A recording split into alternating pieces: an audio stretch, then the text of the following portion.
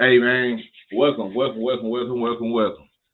man, before I get into the intro, man, I just want to say I appreciate everybody that's gonna pull up in the future, whether you're watching this live or whether you're watching this on the replay.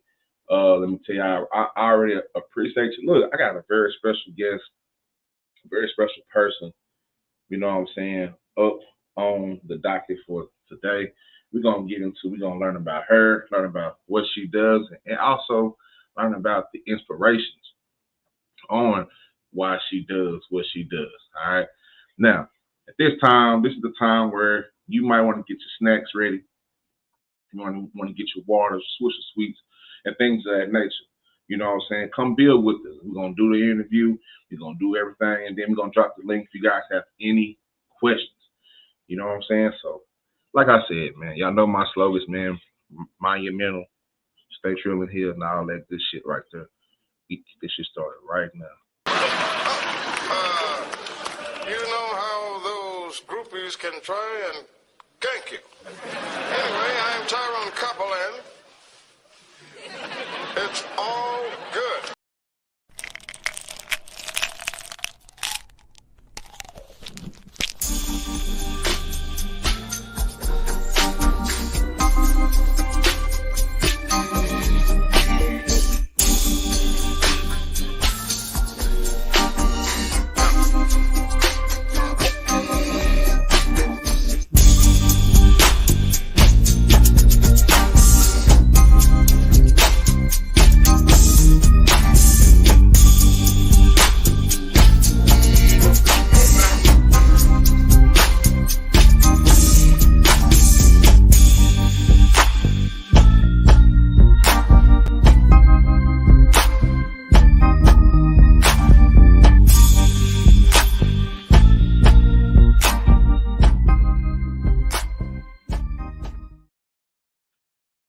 What's going on, man? It's Trill Pill, yours truly. And without further ado, I have a guest here.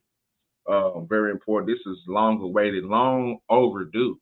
At least about 3, 4 months, but I'm finally glad that we got the chance to do this right here. So without further ado, I ain't gonna talk y'all to death, study y'all to death, man. I'm gonna bring up Purp, man. I'm gonna bring her up myself. Miss Purp, how you doing? Are you on mute? I'm fine. There How we are go. you? There we go. There she go. Yeah, there she go. First of all, how you doing today? I'm doing fine. I'm blessed. Can't complain. Can't That's complain. good. A That's beautiful good. day. I'm glad to be in it. Thank you, Jesus. Yeah, feel you on that. Well, before we get started, I just want to say that I appreciate you for what you do. Like I said, this is long awaited, and I think that it's important for people to realize why you do what you do and where you do what you do, and we're gonna make sure that you tell your story because your story can also help somebody else, and then go to the next person and the next person. You know what I'm saying?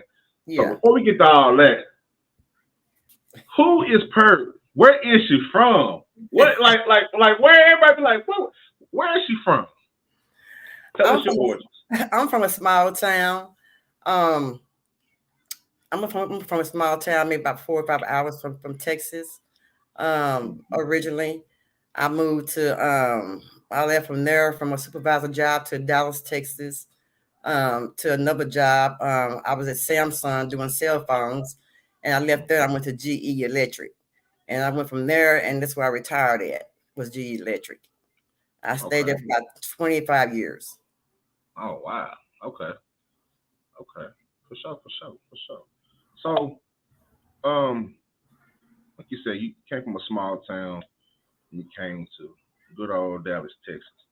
When Right. you first stepped foot into Dallas, Texas, what in the hell was on your mind? Was you like, God damn, you know what I'm saying? What's going on? Or did it take did it kind of take some time for you to adjust? Oh man, our tree, it took so much time for me to adjust. Where I'm from, we don't have homeless people. We don't have homeless people there. Where I'm Mm-hmm. from, where I'm from is more like black and white. We didn't have any Hispanic. We didn't have any Africans. We had the Chinese people, one who owned the herb beauty supplies and stuff like that. We had those people there, but when I came to Texas, it was like I never seen so many people before at one time, because like I said, I'm from a small town, and I haven't seen so many people before in my life. But I remember one day I was going to train with my friend. We was going to lunch, and this lady was digging in the trash can. I never seen anybody digging in the trash can before for anything, and she had these rags on and everything. I was just looking mighty hard because it was stunning to me. I'd never seen this before. And as I looked at her, she stopped. I said, I must have been looking mighty hard, because she said, I'm looking for cans. I'm like, oh. And it was just amazing to me to see somebody digging in the trash can for anything. You know what I'm talking about? Because we didn't do that from where I'm from. And I had changed my whole outlook of how I looked at people. I had to change how I interact with the Caucasian people, because I didn't interact with them only in school. They wasn't. We didn't buddy up. We didn't friend. We played football. The sports and everything at school, but we didn't hang out together or nothing like that.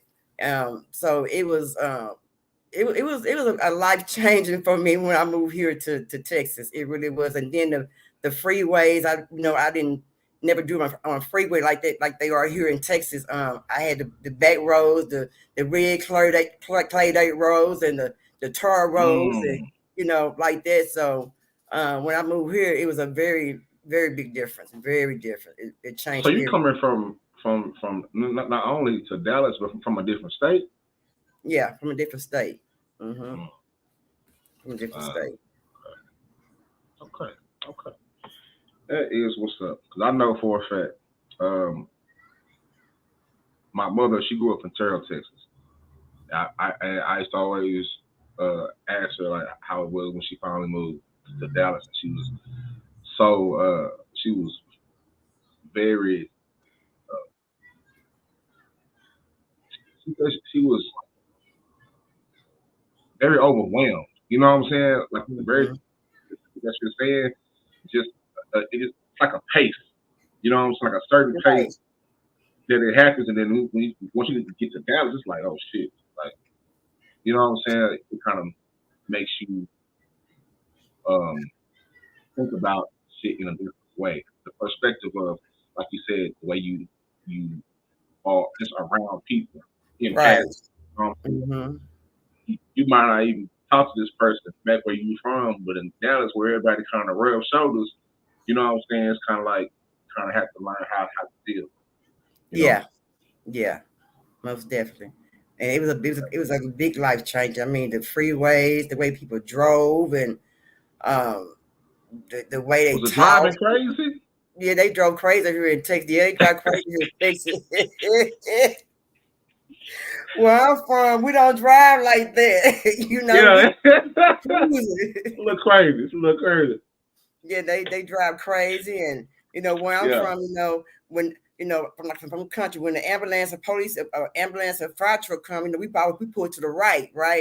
But these fools up here in Texas, they don't pull. They outspeed the fire truck, and outspeed the ambulance, and they won't pull over. And but where I'm from, we pull us over. But up here in Texas, they don't pull over. They don't pull up for funerals. They don't do none of that here in Texas. It's tough. It's tough. I get I kind of get a reminder every time I go home, because I currently live in Tulsa. So every time I went home, being from up here, it's always something new. And it's like, well, god damn, you know what I'm saying? And it kind of like, damn, this is a little bit faster. Like every time I go back, it seems a little bit faster, more people, more crowded. You know what I'm saying? Like god damn, you know what I'm saying? And so I already know moving from a small town to a big city like Dallas is. Yeah, it was overwhelming. Yeah, then when I first started working, when I was working I worked in call centers and everything, and being in the call center around all those people from where I'm from, I worked in a little old booth for Cooper Tire. They make tires. You know what I'm talking about? So I worked for Cooper Tire in a little booth. I was security guard, assistant supervisor. So I went around a lot of people as far as in work environment. Customer service. Go to break area. It's a big old call center. So I'm around a lot of people. So that also was a big life changer for me too. So yeah, it was crazy. But now I got adjusted to it. They Yeah, got me yeah. right. And I can tell. And when I see you sitting in front of the soul bazaar, I say, yeah, she adjusted. Oh yeah, I'm Just what? adjusted. Cause I say, I'm type of person. I look at the backgrounds, especially when people say they're in the city. There's a big difference in being in Dallas and then being in the city doing what you Right, do. You know what I'm saying? And you right. in the city, like you I'm in in the the soul city. of it. When I see you in Yeah, front of the soul bazaar, I said, oh yeah, she real with it. My partner called me when he was in the thumbnail. It was like, yeah, bro, I know I see her around the south, I see her around here and there all the time. So yeah, for sure, for yeah. I sure, be out in the community. Yeah, I'm out there in for the sure, community. Yeah, for sure. And for me personally, somebody who grew up who has walked those same grounds that you help people on, that means a lot to me because that's my yeah, those are my people. yeah, It's our people. You know what I'm saying? Being from there, it means a lot because, like you said, it's um, homelessness, yeah, drug issues. I can remember going to school, walking the Pearl Sea. You're gonna see about 4 or 5 dirty needles. You're gonna see about yeah. 2, 3 dirty condoms. You know what I'm saying? Just random shit. Just gonna see the remnants and activity of probably some shit that a little kid going to school shouldn't see. Right. But Yeah. being that's a part of our environment, we've got used to. You know what I'm saying? Right. Mm-hmm. And that's tough to look at. And I didn't even realize that until I got out of Dallas, of South Dallas, and went in other places, looking around like, damn, it's clean as hell around here. You know what I'm saying? I ain't got no needles on the ground. Like, I was constantly like looking for it. You know what I'm saying? Like, and it was like, nah, this is. I had moved to a smaller town, Right. a college town. All that it was clean and shit. I said, damn, the earth tastes better. You know what I'm saying? They had, but those type of the the ambiance of the city or towns, you can definitely tell once you start to move around from here to there and back and forth and things like that. Right. So, Right. You can tell the whole difference. Yeah. Yeah. mm-hmm. And you also the air is totally different too. Even the The air. air was clean. Yeah. Look, I used to have so many pimples and shit when I was growing up inside Dallas. When I went to college at Langston up in Oklahoma, my face cleared on up. You know what I'm saying? Because the air was just different. Down there is the smog from the chemical plants that sit around and certain things that you can't tell the difference of it right then, but you can tell like once you leave, you can just tell the quality. You can tell something that's just different. You know what I'm Right. saying? Yeah. And just how they sectioned off those areas for certain reasons. You know what I'm saying? They redlined those areas, especially South Dallas, how they blocked everything off east, west, north, and south. And that area by itself, and that's why we call it the island. Because I'm trying to tell niggas it's really like an island. Like we got to go where the person goes for the Walmart for this. You know what I'm saying? For Yeah. whatever. You Yeah. know what I'm saying? Like Yeah. we ain't getting a Jack in the Box in South Dallas until my senior year of high school. That was 2008. And you'd have thought niggas who ain't never seen Jack in the Box before in their life. You know what I'm saying? They put that shit beside niggas was like leaving school early. Where you go get some curly fries, man? For a Jack in the Box. You'd never thought, Yeah, the but curly fries. Yeah. yeah, with a curly fries, niggas you thought niggas they never had curly fries, but just the area by itself was deprived of a lot. So that area by itself grew up from a lot of mom and pop, black entrepreneurship. That's how that areas and several other areas around the city are the Yeah. same way. But that area by itself in South Dallas, because it has so much history in it, um, and and they can't deny it. You Yeah. know what I'm saying? They can't Yeah. deny it, so they got to keep it around. But they try their best to try to hide it. And that's why what you do is very important. Yeah. You know what I'm saying? Yeah. Yeah. So let me ask you this next question. Let me see. Who has made the most? Who has influenced you the most in your life? Who influenced me the most? I would Mm-hmm. say in my life would be my mom and then my dad. Right. My Right. mom, she was a hardworking woman. When my uh, when my dad and when my mom and dad separated, my mom, you know, she still continued to work. My mother worked for Lone Star, which was an ammunition plant. She made ammunition. She made bombs and things like that Hmm. for the army. Yeah. Okay. My mom had a very good job. We didn't have any problems about, you know, any struggles or anything. I didn't struggle anything in school. My mom, she basically just taught me everything, how to be a lady, how to do what I need to do, take care of myself, you know, how to conduct myself as a woman, you know what I'm saying? I went to church.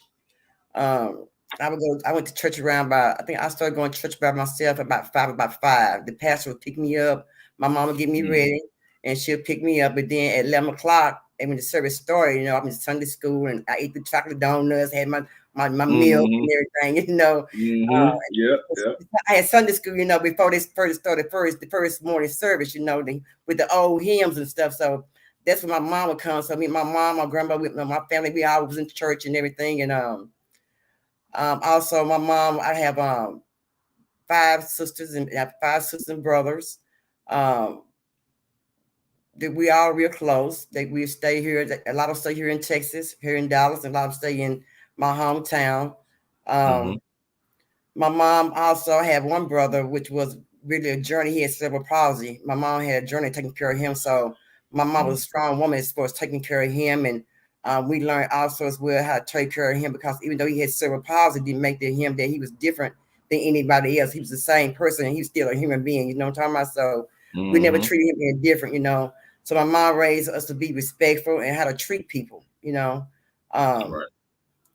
she also taught us that, you know, when you become an older woman and a young adult, when you start being active in life and enjoying things in life, you don't you maintain your house as still as a woman if you got somebody there with you or not. And she also taught us, me and my sisters, how to pay our bills. We paid our Mm. bills, and one thing she did tell us, my brother, was this right here: no matter who you got in your house, you pay your bills. Mm-hmm. No matter if you got that ninja in your house ain't paying no bill, you still pay your bills. Now you got the right to put them out at any time, but guess what? Your bills is paid. That means you got to wait. You Mm-hmm. got to worry about nobody. Your bills is paid. You got to kiss no butt. You paid your bills, but you don't let nobody distract you from not paying your bills, because guess where you got to live at. You know what I'm saying? That's how you Mm-hmm. become an adult. You pay your bills. So I always kept it in mind, pay my bills as an adult, and I pay my bills whether I got somebody home with me or not. And she instilled it into all of us as young women. She taught us how to maintain ourselves, as far as the hygienes and things like that, and how to know uh, raise our kids. We taught us how to raise our kids and how to go in the kitchen and cook us a meal. And we don't have to go to the grocery store every 5 and 4 days. We went to the grocery store once every 2 or 3, twice a month, to say that right there. And Mm-hmm. we know how to fish. We learned how to fish. You know what I'm saying? We learned how to pecan pick. We did all them things. So my Oh, so mom, y'all got to it. Y'all yeah, got to it. my mom taught us how Yeah. to do all Yeah. the things. You know what I'm saying? Yeah, and Yeah. I can milk a cow. You know what I'm saying? I can ride a horse. You know what I'm saying? I can break a chicken neck. I learned how to. My mom Oh just taught us shit. how to provide as women, because we were women, and she didn't Right. want us to be detached to a man where we can't take care of our own self if a man left us, or we never had a man. You see what I'm saying? We know how to take care of ourselves as Mm-hmm. women. So my mom taught us a good thing and taught us how to raise our kids. We have our sisters, but my sister and brother, we got junior kids. They go to school. We got one with college. We got one with college on football scholarship. We got one Okay. with the Denton College as far as on a trade scholarship. So my mom taught us pretty good. As being women. Mm. So to piggyback off what you said, some of the things that your mother taught you about paying bills, like you know, nowadays it's a big discussion about a hypothetical table. A hypothetical table and who's doing what. You know what I'm saying? Now me personally, I grew up with my mom and my dad, and it be certain times that they'll be off and on. This is how it goes. Living life, shit happens. But Right. I was always under the impression of just as long as the goddamn bills is paid. You know what I'm saying? As long as we in this bitch and we ain't watching TV and every all of a sudden we in here Right. burning candles like we trying to sacrifice each other. You know what I'm saying? As long as we able to get the cut the water on and it run, you know what I'm saying? And so does that type of mindset when you see it now with these younger people, younger men and women, what do you think about that? And why is that the sole part of a discussion? Because like it's not more about the relationship; it's more about the teamwork, Right. right? Right. So when you see that, what do you think about that? Well, the young men and women now, they don't believe in teamwork. It's all me. It used to be we, but now the we has turned to a me. You see what I'm And yeah, saying? yeah, yeah. Me. Turn upside down. Everybody Yeah. now think of themselves. They don't think about nobody but themselves. Even when they drive, they think of themselves. They go to the store, think of themselves. When they wake up, think of themselves. You know what I'm saying? They just to think of themselves. I mean, they don't have the same mind frame that we had when we were growing up. You see what I'm saying? Mm-hmm. Um, they don't pay. They don't pay. So as far as bills, they go get hair done, nails done, shoes. You see what I'm saying? Yeah, yeah, yeah. Eyelashes. You know what I'm talking about? Get Gave the you everything. eyebrows. They won't Yeah. pay no bills. The bills come when it come in at a detrimental time when you go get your butt put out. Now I try to pay these bills. I got to try to borrow money. I got to try to do this. Mm-hmm. See, that's the difference between now and then. And also, you men do not know how to fix on no cars.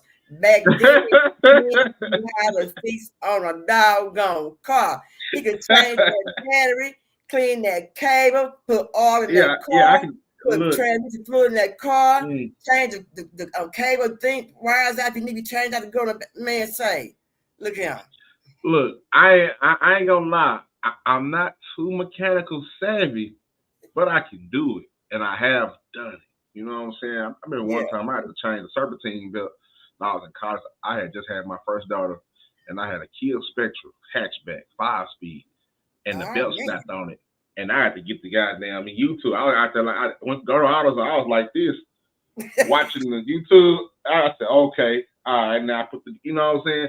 But along with those things, like my dad had taught me, because my dad was the mechanical guy, but I was off doing what I'm doing now in front of a computer or with a controller in my hand. You know what I'm saying? So anything beyond the basics, I'm good. You know what I'm saying? I'm good. But once it starts getting real integral and you gotta go all up under the yeah, I'm gonna call somebody else to come do that. We're gonna take that over there.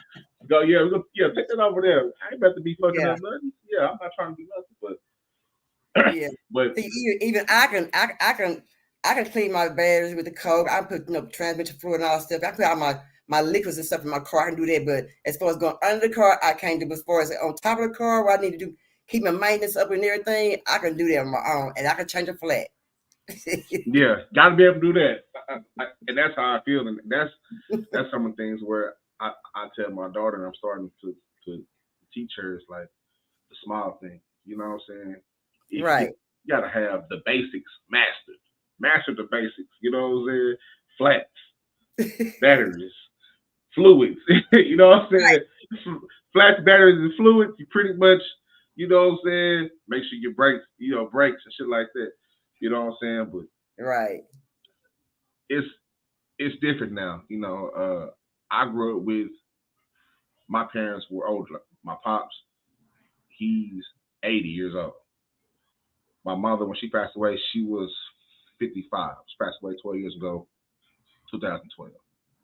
So my tutelage is very old school, but it kind of it mixed me up because at the same time I'm growing up in this new era. I'm a 90s baby. I was born in 1990. So it was weird coming from the house and then being out in the world. It's like, oh, y'all don't do that? They be like, nigga, where you learn that from? You know, like, my daddy, oh, you know, man, niggas from the old school, man. Niggas was, you know, but that mindset of, I do think some of those things from those times, as far as the ethic, as far as the knowledge, as far as the Yeah. being able to be self sufficient for everybody, like not just for the man or for the woman, but everybody. Yeah, everybody has their roles, but at the same time, we got to bring that shit together. Together. That, That's right. and that's the part that's missing from back then. Was back then, like when I watched my mother and my father in their relationship, it was like we gonna whatever we go through, we gonna do this shit together. You know what I'm saying? Ups, downs. If we down, we gonna find a way back up. If we up, we gonna find a way how to stay up. We gonna look out, and there's non-existent now. No, it don't exist at all. No, and and like I said, they kids now more to everything is self. It's like I said, it's me, me, me. Mm-hmm. Yeah. Mm-hmm. So let's get into some of the work that you do, that you've done. I'm gonna let me see. I'm gonna play a couple of videos real quick so people can know um, what you do. Just Okay. little snippets, little Okay. little snip snaps. You know what I'm saying? Little snip snaps, and then we're gonna get to the meat of it. Okay, right here. Let's go to that. You're all I need in my life. You're all I need in my life. Okay. That was a little shorter than I expected. But look, that was real short. But King of Cuts, you recently did something, gave back to the community, haircuts, and just tell the people. Well, like, here like, for this just go ahead and tell for them. this year back to school, I did haircuts at no loss, no shorts haircut. Thanks to Northside Illuminati, he Okay. also got in touch with me and got in touch with his barber. His barber's from New Orleans. Shout out to Northside Illuminati. Yeah. The young man named Red, he was a pillar in the community. He went ahead and said yes, and he didn't charge me anything to do it. Wow. He just gave me his time as a man. As a man, saying that these young men need haircuts. These single parents, they got single mothers, they got single fathers. You see what I'm saying?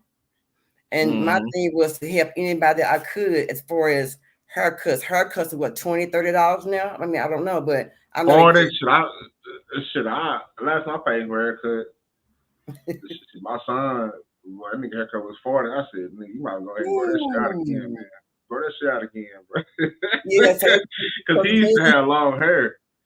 Yeah, so that man, he just made a decision, just said that he'll do it for me with no problems. And I had to help with Now My Watch. I had to help with Just Me TT. They was there also helping me out. And I did for this Thanksgiving, I did dressing, I did ham, I had turkey, I had we had cake, we had banana cake, we had lemon cake, we had vanilla cake, we had fruit punch, we had tea, we had water, and it was something else that we had Gatorade. We had that. I did a serving of that, and I served 78 people. Last year, I served about 100 people last year. I've been doing fish fries. I've been doing what's what I've been doing? I've been doing fish fries. We gave pizza and stuff last year. I just been out there in the community. I did clothing donations. I'm just out there in the community. I'm always out in the community, just basically giving my love and my support because somebody homeless don't mean they don't deserve no love. It's because they're homeless don't mean that they're not a person. They are people too. You see what I'm saying? And some people, be honest with you, Trill, some people are scared of homeless people. But why? I mean, this is my theory. I don't know how nobody else feel. There's a reason why you're homeless. Nobody was born homeless. You see what I'm saying? Right. Everybody had somewhere to stay. Your mother and father had you somewhere to stay. You lived somewhere. I don't care if you got evicted, you had a bad breakup in relationship. I don't care if you just couldn't maintain where I mean, I don't know what it even may be. I don't care, but nobody wants to be homeless. You see what I'm saying? And there is no reason nobody should be treated real bad because they're homeless. You see what I'm saying? And people be hungry. You might see them out begging, whatever, whatever. Yeah, they gonna beg because they're hungry. You know. For one incident, my son, we was on 75, on the bottom part. Before we go to downtown on the old part, you can go over the bridge. You can go down to the service road and come back up. Where it was a man there needs some shoes. He didn't have no shoes on his feet. Summertime. My son reached down to his shoes and took the shoes off his feet and gave them to that man. I really reached in my purse and gave him money. And my son said, "Mama, I got shoes in the trunk of the car. I got some boots in the trunk of the car." And he gave that to that man. So it's hard to give nobody something or to help nobody. Everybody needs a little help. There's women, women, y'all women know, we have our womanly thing, the young ones do, and it's not just older people homeless. There's young kids homeless too. And you'd be surprised by how many young kids, 20, 21, 25, 19, homeless. You know what I'm talking about? And I see that all the time. And so I go out there to feed them, and show them love and show them support where I get from my supporters. And I'm always after tomorrow. I'm going to tomorrow just to give chili and cornbread. It's cold outside, And I even tried before. I decided to do the chili and cornbread. I tried to get. They have this thing where they call outdoor showers, where a truck come through and you have outdoor showers on it. You seen that? I've seen it before. Yeah, and I tried to get them where I can get them come over to off of 175 and get people over there and get them showers, because this lady said she'd make soap and she would give me lots of soap, but I couldn't get them come over because I didn't have nowhere for the water hookup for the tanks and stuff. But I tried to do that. You see what I'm saying? But I'm always trying to do something different with them. When I go over there, they be glad to see me. They always ask about me. So, it also make me feel good. You see what I'm saying? And what made me start feeding the homeless was my son, Vino, which his name is Gavin. He was feeding. That was he was doing. Before he passed away, he was a youth minister at the church over off 75 at Fellowship. The biggest church on 75. He was there over there. And he would take kids to church with him. It'd be a group of kids. It'd be the white kids. It'd be the Mexican kids. It'd be the black kids. A group of kids going to church. He said, "Mom," I said, "What?" He said, "This man asked me one day where we were all going." He said, "I told him we were going to church." I asked him if he wanted to go. I said, "You did?" He said, "Yeah." And a lady also, I walked to the store one day. A lady said, "Are you Gavin's mom?" I said, "Yeah, I'm Gavin's mother." She said, "He is a very respectful young man. He always give me things. He be giving her change, be feeding her." I'm like, "Where the hell Gavin getting this money from? Him taking my groceries?" What's going on? Yeah. And so when Gavin got home from school, he's in high school. He went to Hillcrest. When he got home from school, I said, "Gavin, what are you doing talking to the crackhead lady on the corner down there?" He said, "Mama, she's a woman just like you. She had a hard time, but she's a woman just like you." Right then, I knew what I had. I had an angel that cared about somebody else. And he also was feeding people. He would take people to appointments. He would take them to the stores, he would do everything for people in the apartment complex over there. He would do just different things. It made me, and when he passed away, I decided to just keep up what he was doing. And I see, as I keep up what he was doing, I can see how he was happy with it, because he feel the joy in helping other people. And so I feel that joy as well. So that's what made me go out and help other people, not only because they're homeless, because they don't have hard times. Everybody have hard times. Even the ones get paycheck every day, or get paycheck every week, every 2 weeks, they still have a hard time. That barely make it end meet. Man, barely. I mean, barely. Barely. Well, I be paying so much money at my check. I be want to say, man, look, man, God damn, you know what I'm saying? Let me. Yeah, But barely. Yeah.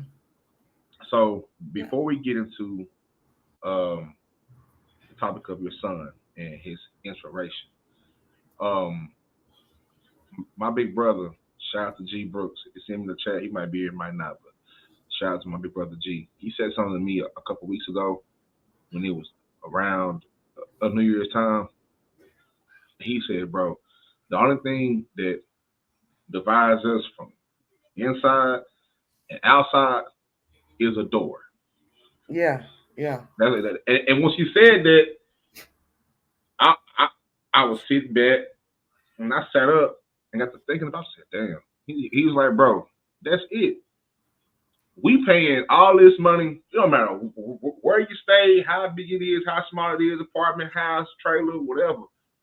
The door separates you. You coming into that house, closing that door, and popping that lock. Yeah. You paying all that money for a door, and that keeps you inside. So once you get out that door, nigga, you outside. You outside? Anything can happen to you out there. You're Right. not Anything. guaranteed to come back to that door. Right. You know, Right. or come back in and out. So I think that's something that people take for granted. And when I see people, I do the same thing. If I have it on me, like I'm giving it away because that's how I grew up too. You know, in especially in the area of South Dallas where my mother she worked across the street at People's for the food pantry. You know, since she did that, and I just seen her do. I seen her help people out so much. It kind of grew on me. The same way Yeah. you see your son do it, it grows on you too. It's like, well, Yeah. shit. I'm Mm-hmm. trying to, you know what I'm saying? Let me go over here. One morning I got up there and I just helped her out. Walk across the street to People's and I helped her out. And like you said, how you felt, you seen it. It felt You know what I'm good. saying? Like it's different. It's something that money can't do. You know what I'm Yes. saying? Money Yes. can do a lot, but it's a lot of things that money can't do.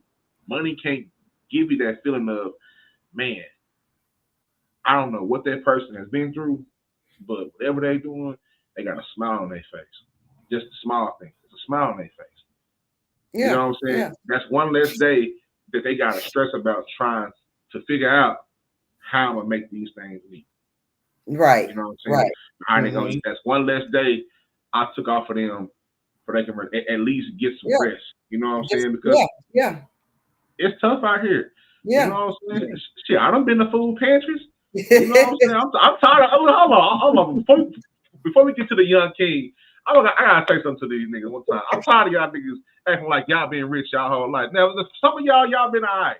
You know what I'm saying? Ain't nothing wrong with that. But where I grew up at in South Texas, you know what I'm talking about? I've been to the food pantries, nigga. I up Thursday morning, Saturday morning, early in the long ass line, in the summer, in the cold.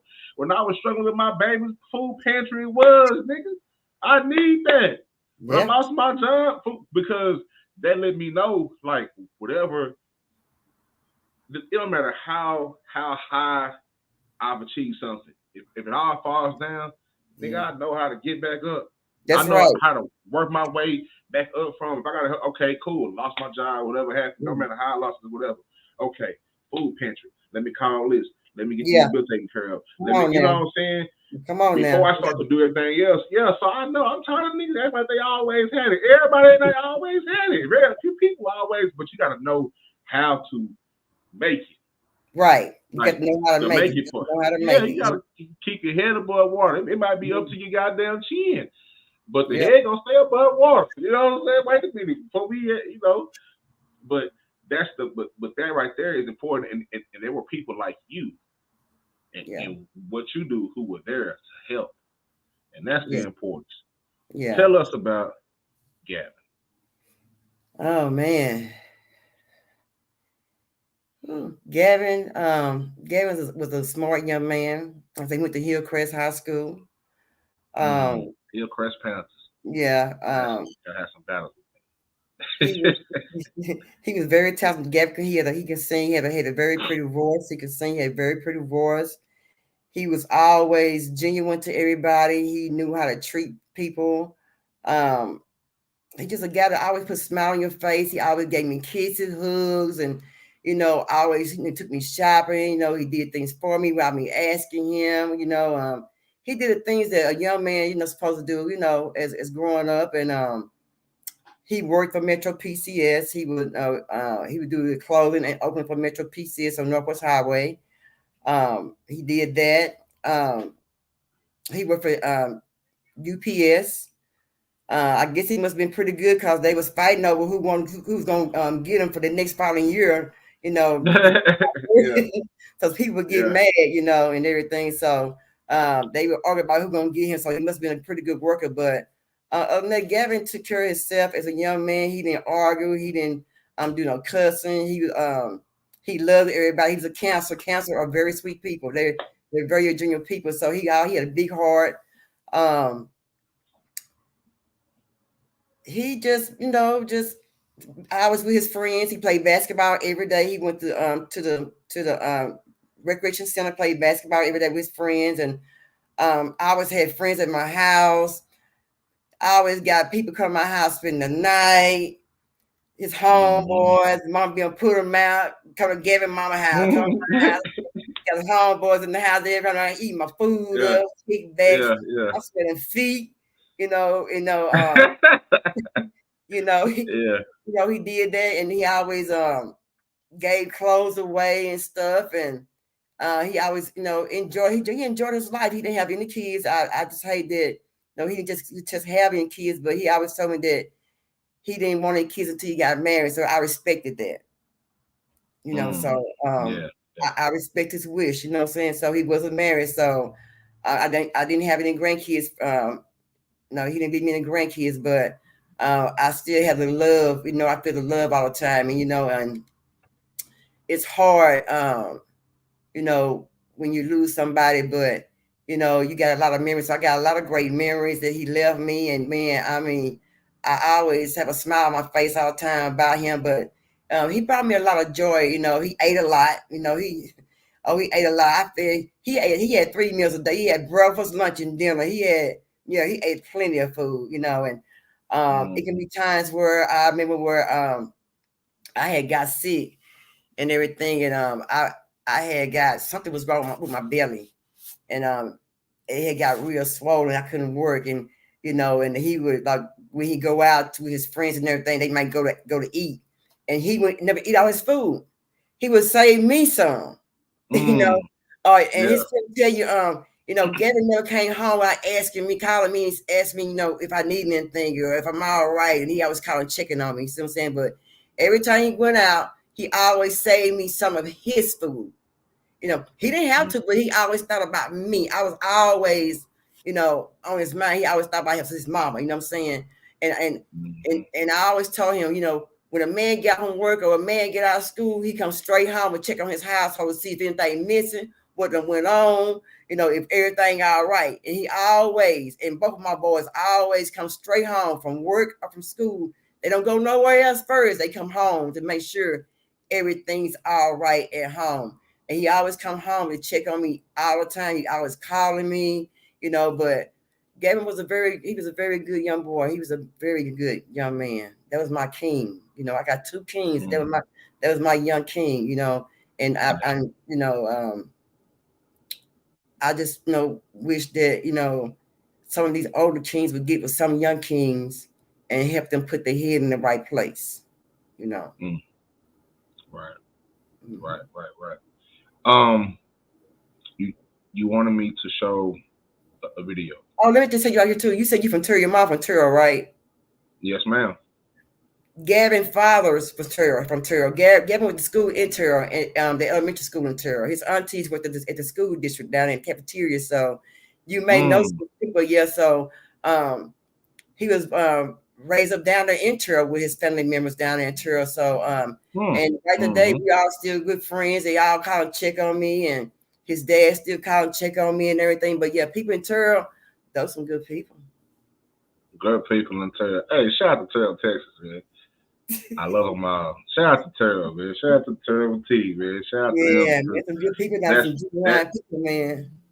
That little place down there, man, is very special to me because it was special to my mother, and it shaped how she grew up and some of those lessons that was instilled in her by Yeah. her parents and the area and how she grew up and those stories that she used to always tell me. And every once in a while, I'll go back there and feel right at home, you know. And when I go to her gravesite, I I feel at home. You know what I'm saying? Because it's Yeah. cemetery. Yeah. And um, man, yeah, man. Shout out to Terrell, Texas, man. Shout out to Terrell, Tejas, man. Shout out to y'all, man. You know I love y'all out there, man. But yeah, I love it. You know what I'm saying? Um, Let me ask you you, want it's a story. It's a story, sure. Terrell. As soon as you cross those tracks, there's a store right there on the left hand side. They made the best cookies. Ooh, uh, I can't think of the name of the store, but it's off Rockwall. I can't think of it like that either. It's very vague. But I yeah, kind of I kind of see it in mind because just going there when I was younger and back and forth there, we used to go there and get like I want to say very vaguely, very vaguely. I ain't been there in a minute. As far as inside the city, I kind of just stop at Mama and then turn around and get back on 30. yeah, You know what but I'm saying? it's gonna change so much. Now they have done a lot of work down there too. I mean, they got new apartments down there. I Oh yeah, mean, it's popping down there. Yeah, yeah, yeah, they I come done seen down it there. there. Yeah. Yeah, I done seen it there. That whole little area, Oh yeah, trail and always yeah, I nice. said, Oh yeah, yeah. You wouldn't recognize it. You wouldn't recognize it, man. I mean, I was shocked. I'm like, boy, look at her. They took a now that's good though. girl. Yeah. That's good though, because you know, as Dallas starts to get bigger, some people are like, shit, let me start move towards the outskirts, and, you know Right. what I'm saying, far east. And nothing wrong with living in East Texas. If you ask me, I wouldn't mind living there at all, at all. Might get into a little trouble out there anyway. But anyway, you wanted me to show a video, Yeah. right? Are you, are you ready for that video? Yeah. It's not very long, but yeah, I'm ready. Yeah. Okay, I want everybody to know what happened. Yeah. okay, okay. So let me preface this real quick. Let me let's see what I can do. Boom. I don't like how it's set up.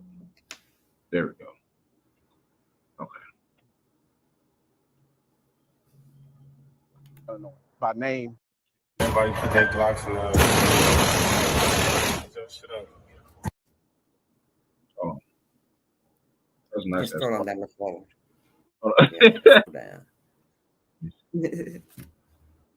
Oh, you lost the spot. Yes, I'm This gonna is put them down. Yeah. right They're here. right there. There it is right there. Yeah. Okay. I don't know by name, nickname. Somebody's gonna know this kid. I need the community to step up. If you know this person, give me a call, and so we can get this person off of the street. I don't know by name, nickname. Somebody's gonna know this kid. I need the community to step up. If you know this person, give me a call, and so we can get this person off of the street. I don't know by name, nickname. Somebody's gonna know this kid. I need the community to step up. If you know this person, give me a call. Okay. So can you explain the context of that video, Yeah. please? Yeah. Um, Gavin's birthday is coming up in 2 weeks, July the 14th. He never been out. He don't go out. He just didn't go out. It's his first time going out with his friends. And he said to me, he said, "Can I go out tonight?" Because he asked me because he always asks. I said, "Yeah, you can go out. Where you trying to go to?" He said, "I'm gonna go to this party." I said, "Well, you and who?" "Me and my friends." He said, "My car is not that big. Can I use your car?" I said, "Yeah, you can use my car." And he got dressed and everything. He get like I said, he always give me a kiss. He always kisses me. Gave me a hug, told me he loved me. He'd be back on time. I said, all right. So he went out, and about 1 o'clock, I said, I haven't heard from Gavin. You know what I'm saying? And my friend guy, he was over there named Ben. He was there. One of my transgender friend was over there. So he said, "Oh," they called me Maria. Maybe he just went oh, with some girl, he grown, he a boy probably gonna go get him son. I said, no, not my baby. Cause he gonna call me and tell me if he gonna be late or if anything changed. He always gonna call and let me know. That's how close that we were. Mm-hmm. Well, 3 o'clock came. I ain't heard from Gavin. 4 o'clock came. This is AM. I ain't heard from Mm-hmm. Gavin. So now I'm calling. I'm calling. I'm feeling funny. I'm feeling messed up. My feeling just started my mother instinct just started just going everywhere. Mm-hmm. So he had to get no answer. So I called his dad. I said, I can't find Gavin. Gavin's not answering the phone. He said, well, Red, just give him time. He probably hanging out. I said, no. I said, no, he ain't hanging out, no. And I said, I don't feel right. I don't feel right. 5:30 came. I still ain't heard nothing from Gavin. I called everybody. I went on Facebook, see can I find his friends. And the only reason I got Facebook so I can keep up with him. Try to contact his friends and everything and see if I see anything on his Facebook page and see anything strolling down or whatever. Didn't see nothing.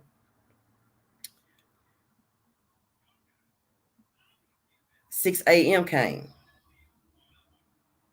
About 6:30 came. Okay. Right before daylight, when them people come, and I say them people, when them people come, I mean the police come, the detectives, they didn't come in police uniform, came in they suits and ties. Mm-hmm. You understand me? And I knew, I told that man, you ain't got to tell me. I felt it. I felt it. Mm-hmm. I felt Trill. I felt it, Trill. I felt it in my heart. I felt it. I felt it. I felt it. I knew. I said, I already know. Just tell me. I feel it. I already feel it. I feel it already. I already feel it. When they told me my son had got shot in his upper torso, sitting in the car, it was a shootout in the parking lot. They started shooting in the parking lot. And he had a bullet hit him that was not meant for him. It hit him in his upper torso. Mm-hmm. He was sitting in the front seat of my car. The car was on, getting ready to pull off. I passed out. They had to call an ambulance for me. I couldn't take it. I just couldn't take it. Time went on. I laid around my bed, my room for days, for a long time. I mean, for days. And my son said, and something was wrong with his car when we come out and see if I help him look at it. To try to trick me to he did that to get me outside so I can get some sunlight because I hadn't been outside. I hadn't took no bath. I ain't combed no hair. I ain't ate no food. All that right there, it didn't mean nothing to me. It was so bad for me, I couldn't even prepare the funeral arrangements. My son's aunties had to do it. His dad had to do it. I couldn't do it. So when I went to the funeral home to view the body, they had to call an ambulance for me again. It just how hard it was on me.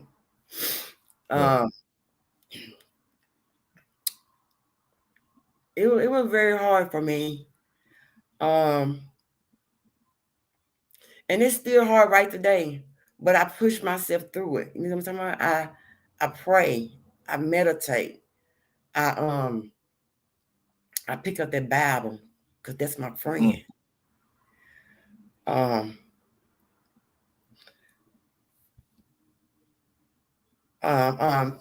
So that hurted me a lot, and there's my second child that passed away. That was my second one. I would have three. I would have three kids. The child before him passed away. I was I was pregnant and I went to use the bathroom. I think I may have been some months, and he came out and like a heartbeat. My baby, I lost my baby, so I would have 3 kids, but that's so Gaz was my second child that got grew up to be older to pass away. But Right. yeah, it messed me up, man. It just and he had his friends with him and his friends and them, they were all messed up and and it was just my phone was just going crazy and I just couldn't. I was just paralyzed, Tria. I couldn't do nothing. I couldn't do nothing. When I say nothing, I was just toe up, just badly, just toe up. My older son, he was toe up because they were very, very, very close. You know what I'm saying? He practically raised him. You know what I'm talking about? So and it just done me. How just one bullet. You know what I'm saying? And they always say it just take one bullet to unalive a person. Yep. And it wasn't even meant for him. He just sitting in the car. It wasn't meant for him. He was just sitting in the car, getting ready to leave, getting ready to go eat breakfast. Him and his friends. And then this happened. You know what I mean? So yeah, I had to get counseling, man. I had to, I had all people trying to come out and reach out to me. And still right today, I have not been to Big T Bazaar. I can't go. I can't make myself go. It's too traumatic for you to go. Yeah. I can't go. I haven't even been. I won't go. I've had people ask, "Come on, go Big T." No, I won't go. You can give me something, but I'm not going to Big T Bazaar. And then it was just it's hard when you lose a kid. You know what I'm saying? And it's hard when you just never know when a person go out their front door if they gonna come back home. And so that's why I always say, it don't pay to argue with nobody, because you just never know what the next day might bring, because God changes things. It's all wrote down. Everything is wrote down already, as they say. It's already wrote down for us. But when I lost him, it's like my angel just, and I counted him as an angel. I had one day and one night. I had my day boy, my oldest son, he ain't playing no game. He one of them, I ain't playing with your boys, you know what I'm talking about. But then I had Gavin. Gavin's like, just that sweet, just young man, just did the right thing, didn't do nothing that wasn't out of ordinary that he was supposed to do. He was polite, yes, ma'am, no, ma'am. That was just basically it. Only thing I would have a problem with him was, but I was like, boy, why don't socks so damn stiff? Hey, look, the socks. Look. I'm gonna tell you something. Look, hey, my mama used to.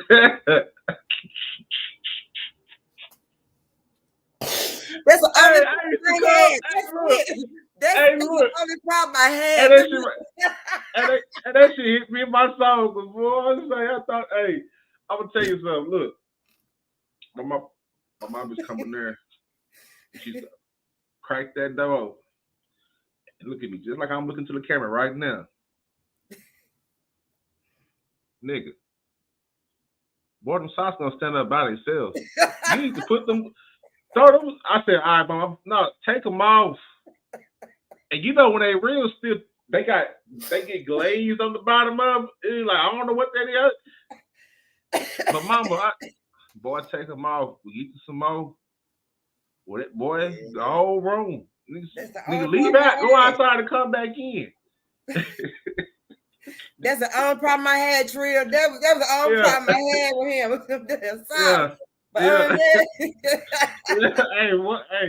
Hey, shout out to everybody. Shout out to all the real niggas that hang on to them socks. Sometimes, you know what I'm saying? For some reason, they just be like, I be like, look, like now, you know what I'm saying? Because I put my feet in boots and shit. I be like, yeah, I'm taking, but back then, you couldn't get me to take off a pair of motherfucking socks. Yeah, that's the only problem I have with him with them doggone socks. Boy, look at her. Yeah, we gonna get all the money's worth at this shit. Every goddamn piece of cotton and elastic, we gonna get it all up out of it. Yeah, You know so what I'm other than saying? that, Yeah, that was yeah, it. He didn't do no cursing. yeah, None of that. yeah. Yeah, I messed you up For with real. that one, didn't I? I got you on that one, didn't I? Yeah. I almost knew it was coming. I ain't gonna lie. When you, as soon as you said "stop," I said, I know. I know. When you said that, I just had the whole vision of my mouth. Boy, Yeah. nigga, Oh yeah. Yeah. God, Yeah. come on with the socks, nigga. Like, don't stand up by Yeah. themselves. They gonna go over there. Yeah. He kept new socks. Yeah, got to. Yeah. After that, socks are coming in. You know what I'm saying? No matter where they came from, mismatch, same pair, Yeah. one Oh high, yeah. one low, don't matter. As long as they knew, nigga. Mhm. Yeah, for sure. For sure. Oh my God, well that shit was funny. That shit sent me back to a time. Wow. Wow. Okay. So after that happened, I know you saying how you don't go to Big T anymore. Yeah. And my one had a question in here, and I'm gonna drop the link. I gotta find it. I think his question was here it is right here. He said, "Mrs. Purp, did you have the strength to drive a car again?" No, I didn't. I did not. I did not. I didn't get the car back. I wanted my car back, but they said it was just too much blood was in the car, that I probably didn't want it back. It was gonna do more damage to me than what I've been going through already. So that's why I don't have a car. I didn't get a car anymore because he passed away in the car, and I didn't drive for a while. I didn't go nowhere for a while. I stayed in my house. I just couldn't do it. So eventually I had to end up get some counseling, so I can Mm-hmm. just maintain myself and get myself together, and still right today, I still break down. I'm still not together, but I'm better than what I was, Right. and Right. I'm not gonna never be okay with, I'm gonna be better, but I'm not gonna never just be where I was, you know. Mm-hmm. Yeah. Yeah. And I come to that conclusion, and Tria, I was mad. I was mad. I was mad. I was so mad. I was mad at our God, our Father above. I was mad Mm-hmm. because I said that. I was like, why my son? You know what I mean? And the reason why I would say why my son, because I was like, it's so many kids out here that's disobedient, that's doing the wrong things, that's doing not, but you take the one that's not. But I just, figured that God needed, I know we all here just for a little while. We're not gonna be here long. We ain't here to stay. We come to visit, you know what I'm saying? And I know that we all got a number. Everybody got a number, and everybody got an appointment that they won't nobody be able to miss. You're gonna make that one appointment. You see what I'm saying? So I Mm-hmm. come to that conclusion, but I still hurt. I still break down. I still have my moments. My son have his moments, um, basically everybody in my family, we have our moments, so but I still push and thrive to do things that he wanted me to do. And I know that he wouldn't want me to sit around just constantly crying, being down, so I try to stay active. That's why I'm always trying to be out in the community and doing things like that, so I won't be just Mm-hmm. something may do something that he loved to do to make me feel better, and I can also feel the love from the people. You see what I'm saying? So that's why I also do what I do. Yeah, because Right. Right. I was broke down. Yeah, I would never go to Big T Bazaar, and I had thought about one time doing a petition because so many people that's out there just getting hurt at Big T. So I mean, do you know it's been so many people that got unalive at Big T Bazaar? I mean, I didn't know that. If I would have known It's that, crazy. I would have told my son that he could not go to Big T Bazaar. If I would have known that, period, he wouldn't have went at I don't all. think they do anything about it. They be trying to have security guards, but I be like, shit, I could beat these security guards right here. What are these niggas securing? You know what I'm saying? No, just the fact that that is what that is in Dallas. That's like a landmark. You know what I'm saying? For them not to say, hey, we need to get security because not only the big team was on. I can remember something happening. It used to be like a little club like when you turn in the big T out to the right, it's that whole little section. It's like a little teen club. Yes. Something always happened over there, or something just around or in the parking lot. Boosie got shot there. You know what I'm saying? It'd be like, what the hell is going on where y'all can't get this shit together, but people can come and do safe shit. You want us to come here? Look, it's obvious because they got shit in there to sell, but why is it not safe for us to go in here and do what we got to do? Because it's a one way in and it's a one way out. Yeah, and see, he got hurt. That's why he got unalive at the club back there. We talked about the club back there. That's why he got unalive at the club back there. Yeah, at the little club. Yeah, at the little club. Yeah. And I didn't even know the club over there at the little shopping center. I didn't even know that. Yeah, because it kind of sit out to the side. Like, when you first come in, you got that little road to go on to the side. You know what I'm saying? And it's on off over there. But even that area alone, I think that's one way in, one way out too. So if something happens, it's like, you know what I'm saying? And it's unfortunate. It's unfortunate. Talk about this. Gun violence. How do you think, is there a way to minimize it? I won't say stop because it's obviously not going to stop. No, it's not going to stop. But what do you think, Purp, is like? What can we do? I think that, like I said earlier, we got these kings out here, these older kings, these men, the older kings. And they see that these young kings are in trouble. They see it. But they won't step up, though. Why? Why won't nobody step up to the plate? I mean, if it's just one person you take, and that one person going to feel so good about it, they'll tell somebody else. And that somebody else going to tell somebody else. But men need to get, and majority of the firearm play come from young men. Young men who have a hard time at home, not being taught right. Young men who being disrespectful and got no respect at home for their parents. I mean, it comes to, and it starts at home. It starts at home. But as I just said earlier, we got single mothers.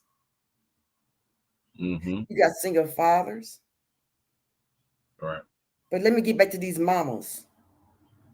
Okay. These mothers got these men in their houses. Now, I ain't trying to put nobody down. And these men done had convictions. And when men have convictions, they ain't got nowhere to go because they got to find somewhere to stay when they get out, right?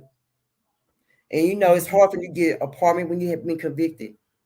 You can't get no apartment with felonies. They give you a hard time. You can barely get a job. So these men's gonna get these women's with these Section 8 places. Go by your income or hood, how they do. They're gonna find somewhere to stay because they ain't gonna go home to stay with mama. They ain't gonna be homeless. They could find somebody to go lay up with some children, some cheerings. You hear me? Some cheerings.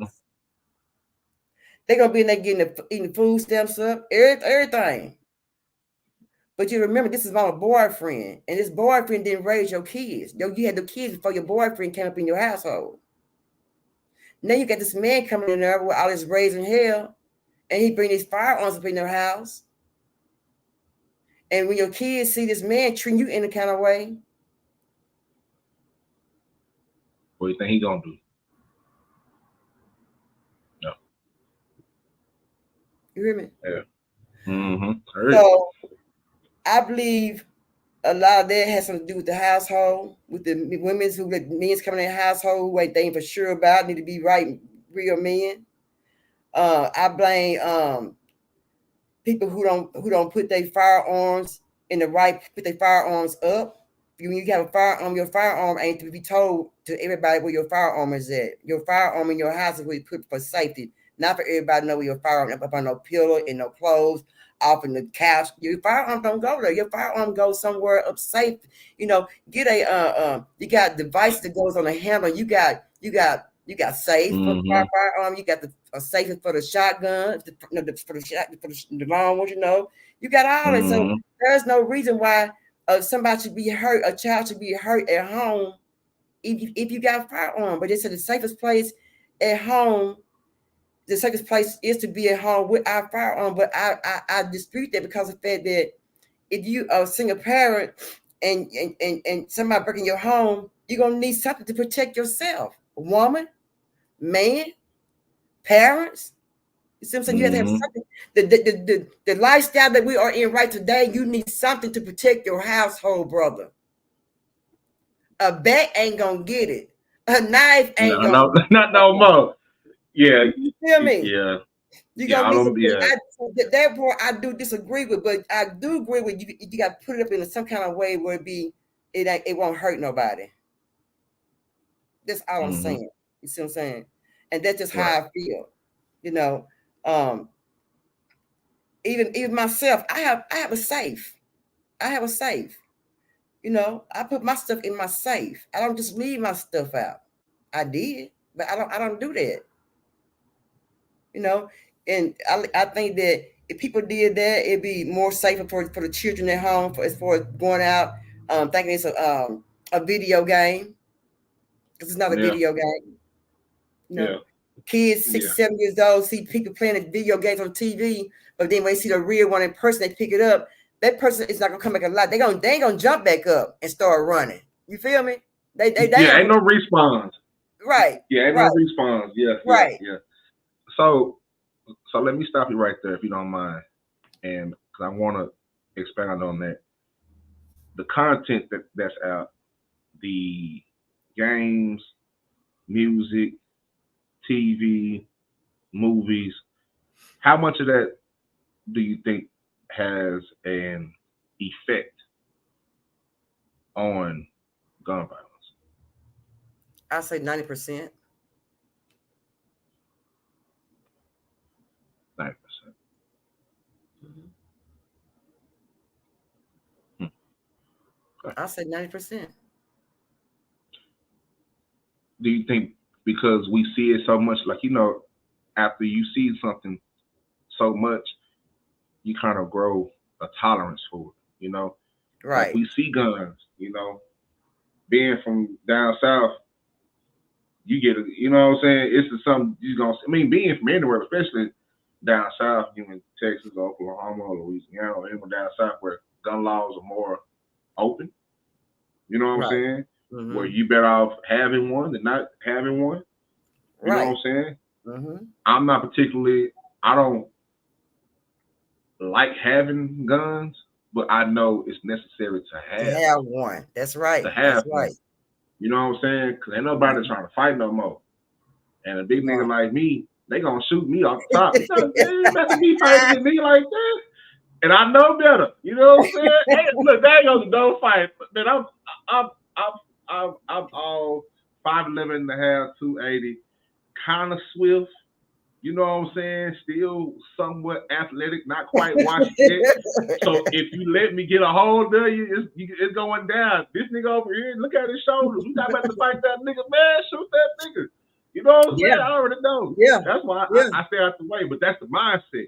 Like Yeah. it Yeah. used to be, okay, let's square up. You know what I'm Right. saying? Right. Yeah. Let's square Yeah. up. You know Yeah. what I'm saying? You might win, you might lose, get Got knocked out, right. catch a little knock, a little busted lip, might tooth knocked out, but you get up, You get up, go home, you go come back home. next day. That's And if you right. want some more, the next day, rematch clause. You know what I'm Yeah. saying? And when I Yeah. see you, Yeah. get up for the fight. All right, nigga, when I see you, Yeah. get ready. Yeah. Most And definitely. Yeah. that's And, when you and catch I, me in Little World early in the morning. You know what I'm saying? Oh, yeah, I got you there. Yeah. What's up? Yeah. We back. You know what I'm saying? But it's just that mindset is not there no more. it's not there. Why somebody Yeah. got to die?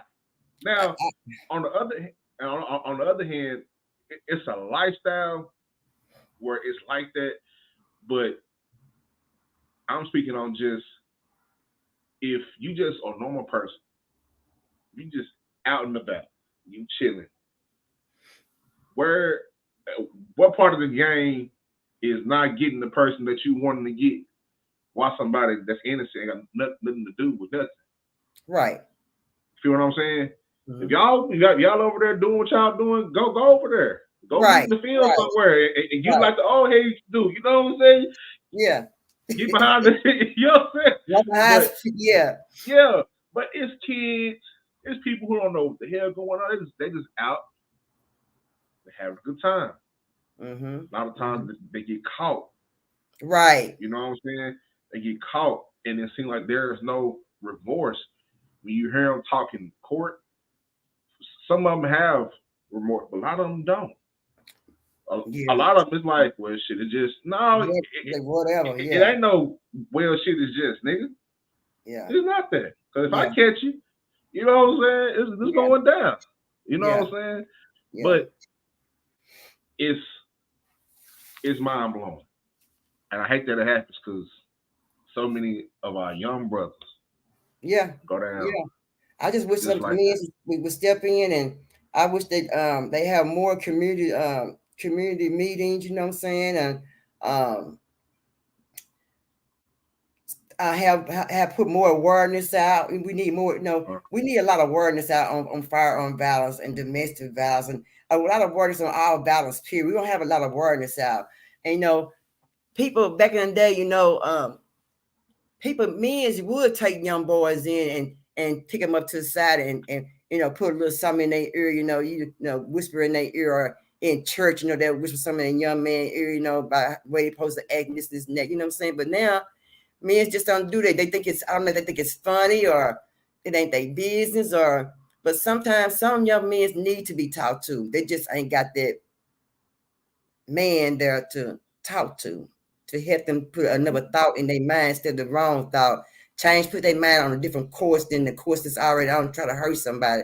Put it on course to be more positive, doing something else, or let me talk to you. Let me just take a little stroll over here, or anything. But people don't do that no more. If they did that, And the same thing goes for these young queens. These young queens need help. These young queens need help. These old queens need to get together and help these young queens. These young queens got problems. They fighting them. They too busy fighting them. Everybody fighting each other. Like, that's a civil discourse to where I think, because like, say for instance, I told you my dad, he's 80 years old. He had me when he, 49 years old. But when I talked to him about how things have evolved, he been on this earth 8 decades. He's seen it all. This is hard. All right now. Seen it all. You know what I'm saying? When I talk to him about these things, because I just have to, he always says it's always kind of been like that. You don't always have some young heads say, "Oh, old ass niggas," you know what I'm saying? Some old head like, they ain't gonna listen to shit. Look at the young dumb motherfucker. You know what I'm saying? Look at him. Look how I doing this shit. Look at them young dumb niggas. You know what I'm saying? But he said more than ever, it's because the bridges to those problems have all been broken. So either we're trying to build back those bridges, or those bridges are still very new. And sometimes once those bridges are burned, it's just that side and this side, and fingers is pointing. Because it is some old heads out here, some OGs. It is in these communities that are doing their best, reaching out. But sometimes these young niggas don't want to listen. They know everything. They been on this earth. They barely even know how to wipe their ass the right way. But they out here trying to shoot something, trying to scheme on something. And that's why they're going to jail at a higher rate. You ain't even think the crime through. Niggas used to sit down at the table. All right, this is what we gonna do. You go over here. I'm gonna do this. They just get this shit. All right, everybody load up. We're gonna cut on some motherfucking some drill music, and we out. Yeah. The crash out mindset is more than just with guns. Like I said, it's the mindset. You just crashing out. You just saying fuck my life. You ain't never made love to a woman like that. You never loved no woman. You ain't never had no babies. You ain't never accomplished nothing. You never learned nothing. Never been broke. got back up, got broke again, and got back up. You know what I'm saying? You never live life, but you willing to throw it away, and they got to go up there with them big boys. There ain't no guns up there. They ain't no. I know it ain't none. It's just you and what you got. What you got to get the hell. Get the hell some of these. Yeah. You got to have some of these, or you gonna lose everything. You gonna lose your body. Yeah. Yeah. That's You why know it's what I'm important saying? for these men to get out and Yeah. talk to these young men. Yeah. Back in the day, they back in the day, men would talk to them young boys, and they would pull them to the side, and what I'm saying, before you know it, they'd be fighting young boys a job, and then young boys started looking better, and they got different attitude, using the different words, and and coming to you too regularly and stuff. We ain't got that no more. They don't even say yes ma'am, no ma'am no more. You know what I'm saying? They got some real training. They understand what they're supposed to be doing as a man. What the purpose of being a young man in the household. Yeah. And it's wild. I was at a restaurant the other day, come home from work getting some food, and I held the door open for this lady, and she looked at me. I looked at her. You know what I'm saying? Like, walk, you know what I'm saying? But she was like, "Thank you." And it took me to kind of go through the rest of my day and get home and be like, "Man, I wonder why she froze like that. Probably because it's not done like that no more." You know what I'm saying? Yeah, they don't do that no more. They don't, Trill. They don't. That's why she was surprised. She was surprised. Yeah. She was surprised. Most definitely. Let me get this together real quick. Okay.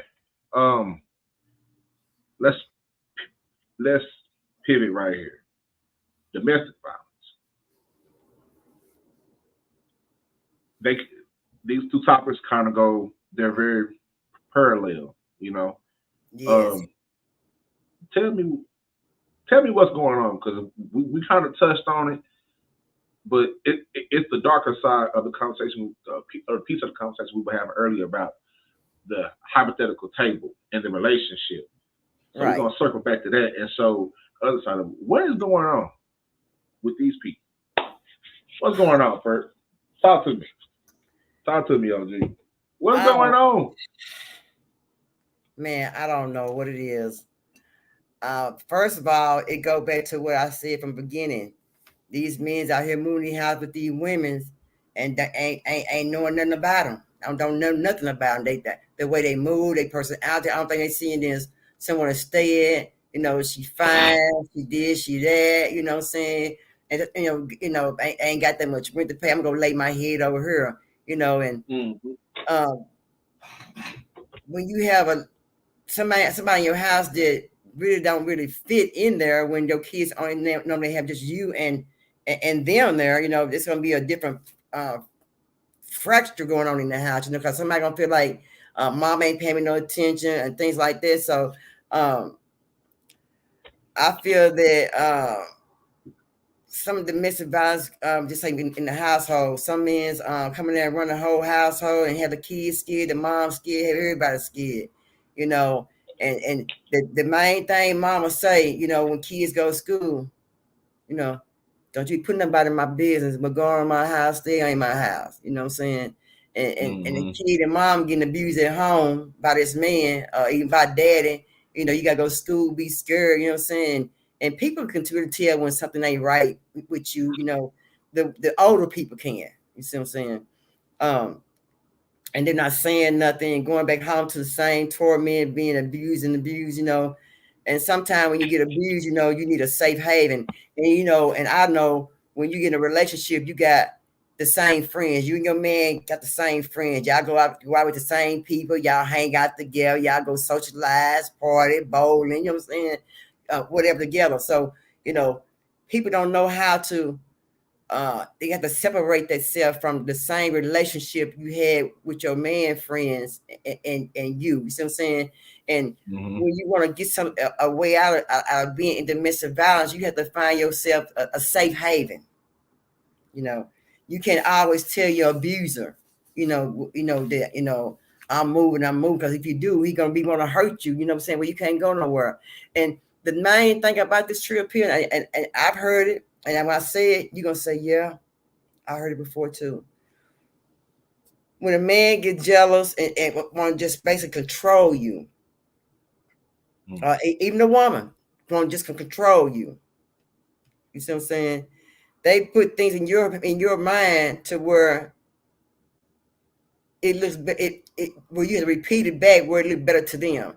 If you get the same mind frame they got, you ain't right. You see what I'm saying? And what I mean by that is, if a man come into your home or to a woman come into your house and say, "Well, you ain't do this, you didn't do that," start jumping on you, and then later on down the line,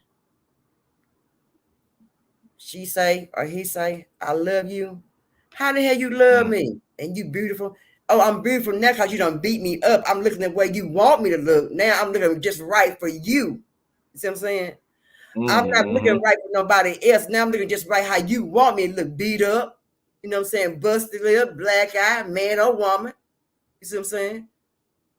Yeah. Now I'm looking right. Now I'm beautiful now. You see, at first when I was pretty to myself and to other people, you see what I'm saying? You know, I wasn't beautiful, but now I'm beautiful. You love me, you know, and this and that, and you know, how am I beautiful now? You know, because you done beat me up. I'm looking the way that you want me to look. Don't they make sense? So it's like a yes, ma'am. It's a sick way of what's the word for it? Conditioning. Yeah. Conditioning. Yeah. You know what I'm saying? Conditioning, because and domestic violence give you PTSD, you get mental health problems, you get anxiety, you get all that. But the one thing a man don't do that women do, a man won't tell nobody because he's ashamed of being abused by a woman. He ain't gonna call the police. He gonna do everything he can to try to get away, move different. But he ain't gonna call the popos because he don't want, and he ain't gonna tell his homeboys. Cause then he look weak to them. You see what I'm saying? So men's will ain't gonna call nobody and tell nobody. But a woman gonna call and tell somebody, but a man would not. And it's not, and you shouldn't feel like, if you're a man, you getting abused, don't feel like that, you know, you don't matter. Don't feel like there's no help for you. The same help for a woman, doggone me, it's same help for you too. Call that 1-800 number, 799-7233 and get you some help. Don't take abuse from no woman. Don't take no abuse from no man. Move different. You got people that will help. You got supporters out there. You got women who have been abused. You got men who've been abused and now are survivors or supporters now. You see what I'm saying? They'll open their own business up where they can help people being abused. Don't be ashamed. Get you some help. You know? Why do you think like men are afraid to call? They don't want to look weak, I believe. They don't want to look weak. They don't want to be some men just don't have time to be dealing with it, just don't want to deal with it and just leave and don't want to deal with it, or don't want to look weak or in somebody else's eyes, or don't really know how to just deal with nothing like that. Something like that ain't never been done to them before like that. You know? And that, you shouldn't feel ashamed. You don't feel ashamed. Get you some help. And if you love that person, get them some help right along with you when you get your help. You know? If you say, well, I really love this person, I really don't want to leave, well, get you and him some help. If you got children, get you, him, and your kids some help. Everybody some help. Work it out. Yeah. Do it as a family. I'm gonna tell you what. If you want to make a change, make that change. Everybody can make a change. You want to make that change? Make that change. Get up and make that change. Yeah. So I'm tell you what, because if you fellas, if you wing off, your ass going to jail, niggas. I'm telling you, going to jail. You know what I'm saying? So call, run like Jonathan Majors. Jonathan Majors, he tried to get away. They still got that nigga. A lot of that is his fault. A lot of that is Yeah, his fault. About 85%, but probably about 95%, because he should have been yeah, dealing with who he was dealing with. Nigga, you should have known better than that. yeah.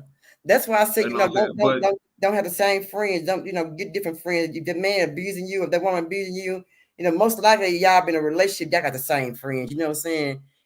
So don't call them friends. Get you somebody that he don't know. Get you somebody that she don't know. You know what I'm saying? right. That way they won't be trying to tell your friend, well, talk to her, or talk to him, tell him I'm sorry, or tell her I ain't mean to do it, whatever. Come back to me. I ain't gonna do it no more. You see what I'm saying? And get you back over and do what? The same thing, but what? A little worse. It get worse every time it happens. Get worse and worse and worse. By that time, it done got big. It done blew. It Got done big, blew and up.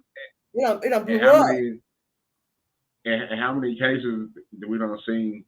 Like Snap is a whole show by itself, seasons and seasons and seasons, and we don't see lately a whole bunch of fellas with the do it off of social media because for whatever reasons, whether they messed up or whatever reasons, Right. and that hurts me to the soul when you know what I'm saying. And I hate to watch those videos, but I have to just because of content that I create Right.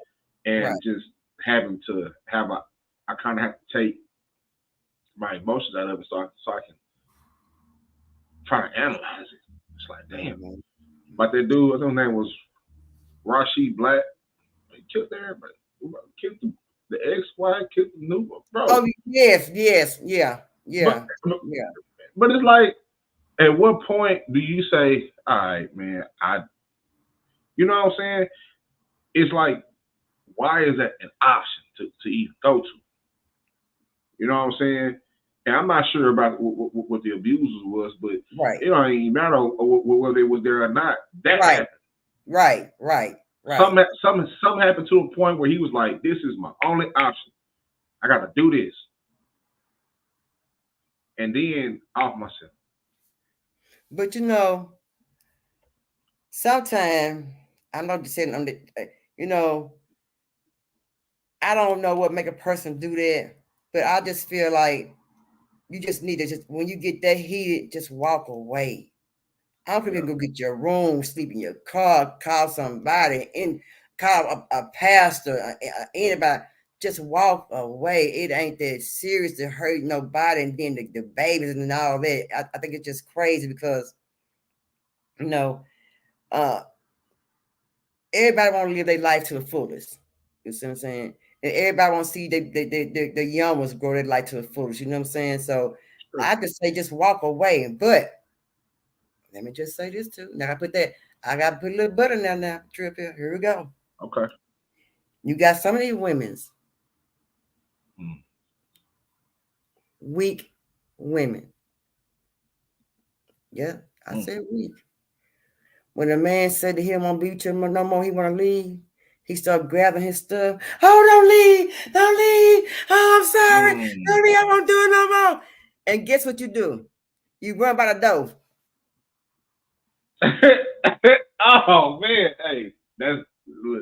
You grab that man's bags. That was man. This man is trying to go because you don't know his mind frame, and let that man go.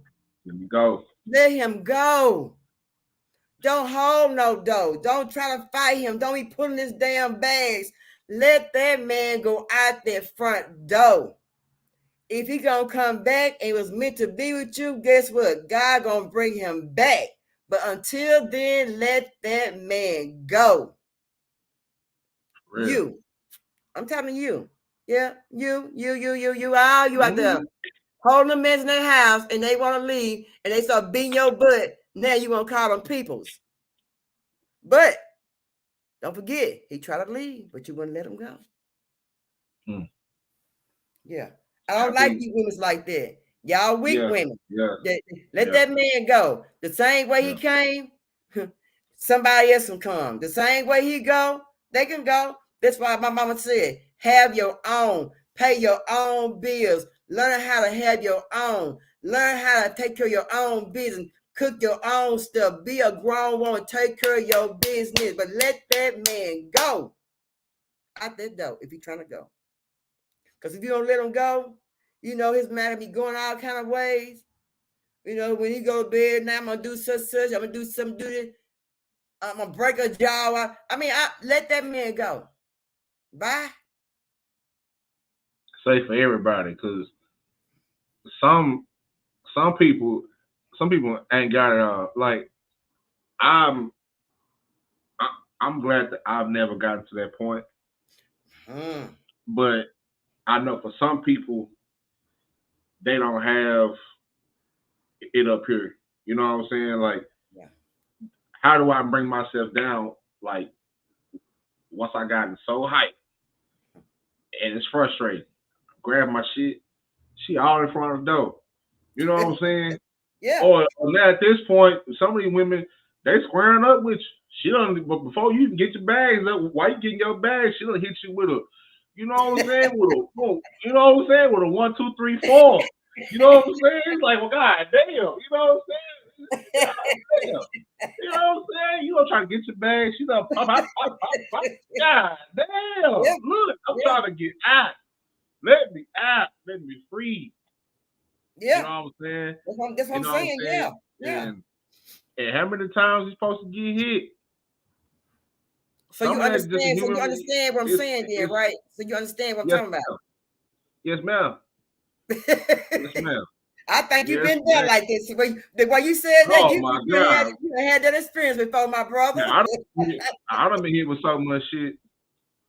You know, 'cause I can take a couple punches, but in my mind, it'd be like,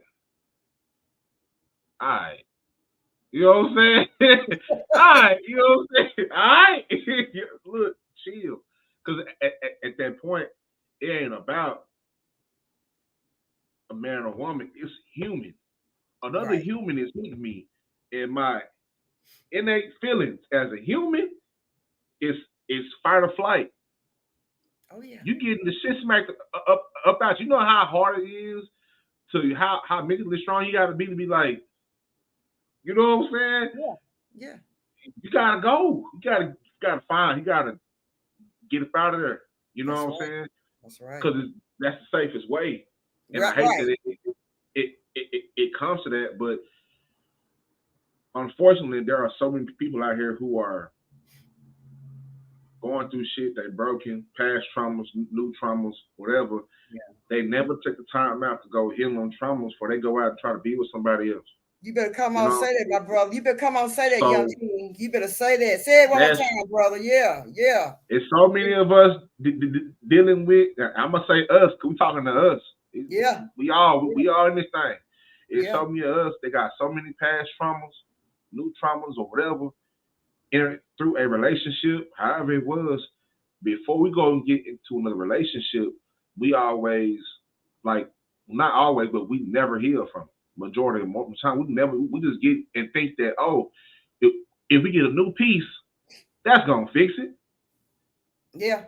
But If I give me a new piece of work, that would be all right there. You know right. what I'm saying? Right. Right. But Right. no, bro, you gotta go. Like people, like you'd be surprised how many people would ask me a lot of times. I was married. I was with a woman for uh, 12 years total, 7 married, and for the last 3 years been divorced. And I always tell people like, just women that I would meet on the dates, whatever, here and there. They'll ask me, "Oh, why you not?" Because I don't feel like being around nobody. Mm-hmm. I ain't ready yet. I ain't ready up here. Come on, brother. It Yeah. ain't. Yeah, like for me personally, the first time I was young, I didn't know that much, but I did the very best I could do. But how many times it's gonna take you to learn your lessons? Okay, next time everything gotta be right. My mind Yeah. gotta be right. My Yeah. pockets gotta be right. Yeah. Come My on now. soul gotta be right. My Yeah. heart gotta be right. Everything gotta be right before I go and I share my time with another woman. Right. You know what Right. I'm saying? Right. Because Right. not because you owe it to her, but you owe it to yourself too. Right. You gonna go over there and bring whatever you ain't done feeling the way you feeling over there because of how long it's been. It take a long time. Some people think that because I don't know. I don't know how into the relationship people really be if you just move on so fast? Yeah. How Yeah. you wasn't even into the last one before you got to the next one. But you think Right. you think you in love already? You don't even know Right. these niggas. Right. Right. You don't even know. You don't even know. You know what I'm Yeah. saying? Yeah. And it takes time, and it's gradual. And that's where you said how the tutelage of the older men, like my brother who been through this, my pops, he done been divorced and had to deal with this. You know what I'm saying? Just people and say, hey, this is what you're gonna go through. Like, don't take your time, man. You ain't about to be in, because nothing but bad things happen when you do that. Because you're not even ready to, you're not even mentally ready to even go in that space. You just left that one.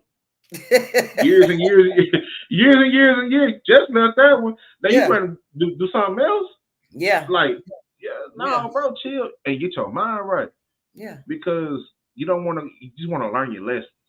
Yeah. You know what I'm saying? Yeah. And I never want to be the person who never learned lessons. You know what I'm saying? Because at the same time, I got 3 little people that look just like me. Yeah. My oldest is a little girl. She's 14. Mm. They got a son that's in the middle. He'll be 10 in 3 months. I got a little one that's 6. But the oldest one, that's my baby girl. Yeah. In 4 or 5 years, she's gonna be out in this world.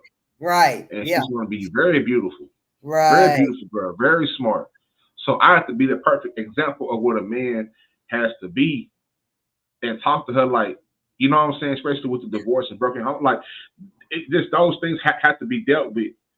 And I think that alone is not talked about enough, how if you got little ones and they see you with a new man, new woman, new man, new woman, new man, new woman, new man, new woman. And now you wonder why we got chicks out here who say, yeah, we gonna do this and do that. And you wonder why the young niggas say, yeah, we gonna do, because their mind is fucked up. Yeah. That's all they know. Yeah. They don't know love. They don't know courting. They don't know getting to know somebody to get to love them. They just think if it's love or no love. No, you gotta like the person first. They get to know the person, and it's gradual, because with love is trust, and it just goes up and up and up like that. But that takes time to build. And in this time and era, this is a microwave society. Mm-hmm. Everybody want to pop something in and go. Pop that in and go. Pop that shit in the air fryer. But the best food, it come out the stove. It come out off that countertop. And you have to prepare the dish, chop the vegetables, season the meats. Yeah. You know what I'm saying? And it's when gonna take time. It's gonna take time. Yeah. But God damn it when it's done. Because you're gonna smell it, but God damn it when it's done, Purp. God damn. You're like, you got it. Yeah. And then what happens? You eat your plate and a half, and you go take your ass to sleep. Yeah. But that fast food, right. Yeah. You know that fast food don't never get you full. You be up. No. You don't probably ate 4 burgers, 3 burgers. You don't never, because it wasn't made with no love in there. You just sit here. Right. Here. Right. Right. You be hungry in 6 hours. Like, God damn, I know I ate, but shit. It wasn't nothing to begin with. And that's what's missing. Yeah. You know? And you're right. You're right, Trill. When you break up, when you come out of a relationship, it's best for yourself to give yourself some time, at least 6 months, a year, to figure out, because you might go into another relationship instantly, and you might be thinking about the past and just start just when you and your new girl start getting into it, you just go off the train. You might just go in and just do something damaging to her, because you got flashbacks from over here from when, and then you got the new stuff. So and then you got yourself to a whole bunch of trouble. You see what I'm saying? Then you done hurt her. Now you going to jail because, like you said, you didn't get some time to be free to think. Yeah. You get your time to get yourself in order financially, emotionally, physically. You know what I'm saying? You didn't do none of that stuff. You gotta get right. Like you said. Yeah, you gotta get back right. You gotta get back right. Like, even think about being just sex and all that, is you gotta get back right, because you exchanging. You know what I'm saying? You exchanging shit. I never seen it just more freely. Like, we gonna do this. No, man, it ain't supposed to be like that. That's a whole other type of whole different day. We can come back with a whole different, but it ain't supposed to be like it ain't supposed to, like, you gotta take your time. Have a minute time. Everybody's different. Like, for me personally, it took me a minute because of just the length of and what it meant and what happened during those years. It took a long time. Right. Built a family, Right. lost my mama, lost your mama, lost people in my family, struggled, got back up, struggled again. So all that, and then you know what I'm saying? It takes time to come Yeah. down off all that. So you Yeah. get your mind to go do something else and go do it. So however much time it takes people to do that, take that time Take because that time. That's right. That's right, because young you man. don't because you Right. don't because you don't want to you don't want to either repeat depending on how the past one was, or you just want it to go a little bit better. Like you want to be an adult and learn from your mistakes. Mm-hmm. You Mm-hmm. know, so it's And the then same thing like we tell our kids. yeah, and then when you do that and you bring go into a new relationship and this person got kids in the house, that also would start a domestic violence thing in the house at the house as well. So yeah, you're right, Trill. Get Mm-hmm. yourself together, like Trill said, before you try to go into a new relationship with somebody else, because you ain't really fully recovered from that last relationship. You still hurt in some kind of way. You ain't got affected, and you've been there for years and years, for 10 years, 15 years. You see what I'm saying? Yeah, you're gonna That need should some take time. time. Mm-hmm. Mm-hmm. You're gonna need some That time to should get take yourself time. together, and get your thoughts together, your finances together. And when it's like that, the only thing you need to do is just go ahead and just work. Stack your paper, stack your paper, stack your That's paper. it. You want to stay? Stack your paper. Stack your paper, stack your paper. So when you get Treat ready to step yourself. out, when you get ready to Yeah. step out, make that choice to Yeah. get out to the streets, you ready, baby. You ready. Yeah. Your mind, Cause I mean, sometimes your look. condition, your bank account done been stacked. You've been working. You got your apartment, your house together. You on your shizness. You see what I'm saying? Now you ready for that Mm-hmm. next woman. Now you gonna realize now what kind of woman you want, what she Yeah. gonna look like, how she gonna Yeah. move. And you ain't gonna go Yeah. back to the same place you got the last one from. You're gonna go somewhere different and get somebody in a new atmosphere. You see what I'm saying? You're gonna do all that. Mm-hmm. All that come with growth, learning, Yep. experience, understanding, respect yourself, respect them. You see what I'm saying? That's all it means, Mm-hmm. being loyal to yourself. That's all it Right. means. That's it. That and I think a lot of people are just afraid of being alone. Yeah. Like being alone for some people is like a prison. I had to learn how to embrace being alone because my whole Right. life I was taking care of people from my mother and my father. You know what I'm saying, doing all that, and that my parents were older, so sometimes I had to care for them. You know what I'm saying, or whatever. Then Yeah. going to school and getting a little chick, and then we ended up having creating a family and doing that, and to the point where it's now my whole 30s, I've been alone. I had to learn how to be alone. I had to learn how to Yeah. embrace that. I used to watch my brother, and he used to always wonder, and he talked me through. It's like, bro, you never been. He made me realize, bro, you never been alone, bro. Like by yourself, like you always taking care of somebody, my nigga. Like take care of you, bro. And I used to sit in my spot and be like, what the fuck? But now I've embraced it so much to where I love my space. I need my space. I embrace my space, and that's needed because especially once you get with that mindset with somebody else, like you gonna learn. Okay, she ain't really just tripping or whatever. She just need her space right now. Right. He ain't really tripping or whatever. He just needs look. You know what I'm saying? Let him go in there and play the game for a couple of hours. Let him go. Chill, you know what I'm saying? Let him go because yeah, he ain't going upside your head and the bills paid. You gotta relax.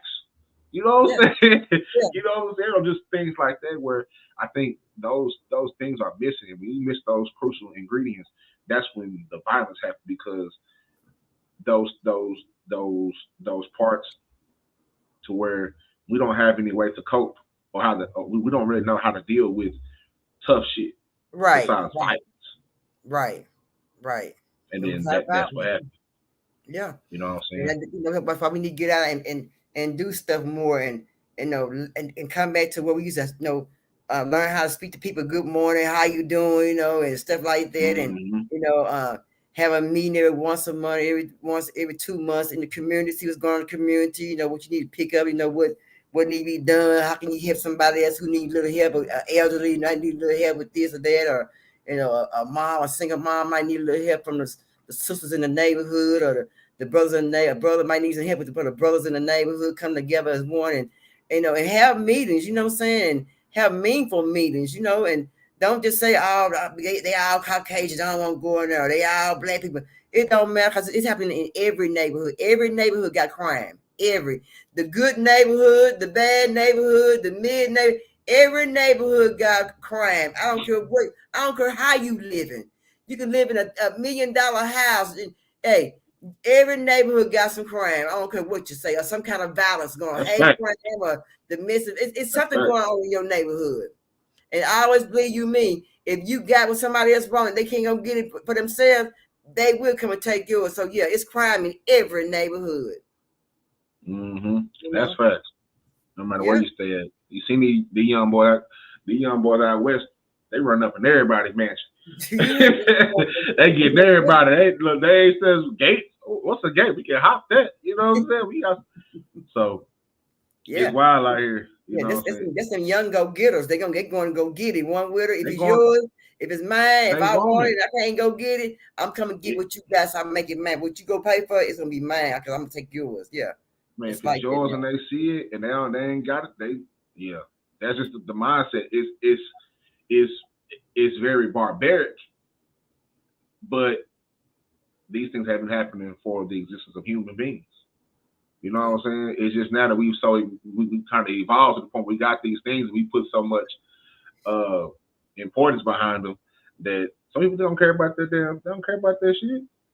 If you think about it, Trey, just think about it, man.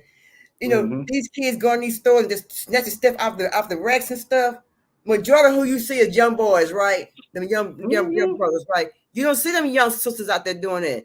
Them young men don't know they can get themselves hurt. That's why the older men, instead of buying the merchandise, talk to them young men. They ain't got no business. They be out there what? They be out there snatching everything. I be like, y'all snatch everything besides the big nigga shit, man. Y'all never going to get the 3X, 4X shit. Y'all just go for the stuff. I'm like, God damn, bro, y'all just can't, but that's the thing though. Like, like, with the young girls, it's like they're going to like, Beauty Supply House. Like, Beauty Supply House. Sally's. You know what I'm saying? Trying to get the man. Trying to get the man. You looked up. Why you look up? The camera right there. You know what I'm saying? And then somebody be peer pressure from friends or from the neighborhood homeboys and stuff, and you guys kids that going to get stuff don't even really need it. They will take care of home, but they gonna go out and do what their friends do because they friends do it, and they don't want to feel like they're the bad guy because they ain't do what their friends do. You see what I'm saying? And they gonna go out there and get and make their mama and their life miserable because you out there doing the wrong thing what you supposed to be doing from nowhere. But why you stealing? Why you take because somebody else is doing it? They got a whole lot of them. They can't figure out who you are. You see what I'm saying? But it's more of them young men. You don't see them queens doing that. The Beauty Supply House stealing nail polish and wigs and carrying on and shit. You know what I'm saying? Eyelash. Look pocket shit. They're trying to get out of there. Yeah. They're trying to get $50. You know what I'm talking about? $50 stuff. Yeah. But these boys out here going out there and getting this big stuff and track suits. And some of them because they homeboys are doing. Don't even really need. Some of them don't even really need this stuff. They will take care of home, but they gonna go get just because they homeboy them doing. You see what I'm saying? They gonna do it too, But some kids gonna be needing it. They got when they get caught.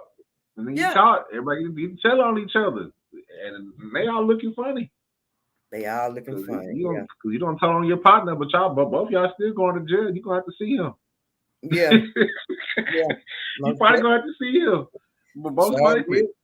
You know what I'm saying? And then what? Let's see if you make it up out of there. Yeah. That's how it is. Yeah. So we got to take care of ourselves. So that's why I said we ain't got no choice but to have firearms in our house. But we got to be able to be wise with it and put them up the right way, dispose them the right way, so where, make sure ain't nothing in the head or they take the clip out and all that, you know what I'm saying? So, and a lot of firearm are on the street. Some have been stolen. Some, you got the dealers, the firearm dealers, with the business. Some of them didn't know they done lost their license, so they trying to get rid of them some kind of way, make them some money some kind of way. They sell out the store, out the trunk, and then you buying firearm off of people who sell their firearm don't want it no more. They're gonna sell it to you for a small price, but you ain't knowing that it could be 30 damn bodies on that one firearm you being bought. And when you get got a body, the whole 30 goddamn, you get to play for all 30 damn bodies on that damn firearm. Yeah, that part. Then you gotta explain, well, I ain't even know what the yeah, I bought from such, but then such, but man, I bought from such. Everybody done bought from such, see what I'm saying? So, but you stuck with that such, but then you're going to be crying for you stuck with everything that happened with that one thing, yeah.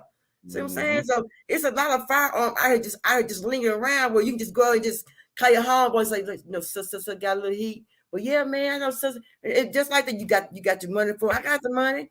You know, and parents ain't giving these kids money for buy that stuff. These kids are working, saving their allowances up, getting it from their homeboy, trading from this for that. You know what I'm saying? It's happening all kind of ways. You know, you making them from the magazine, from the printers, from the ghost firearms from the print. I mean, it's all kind of ways to things that you don't really need, and you know, and you don't even understand. And what get me is this right here, Trill. These people getting these young boys getting these firearms, and first thing they do is when they get their firearm, cap it sideways. Man, they don't know how to shoot. They don't know how to shoot. They out there like, yeah, you hit everything, but the right thing you trying to point to and get a hold to. You see what I'm saying?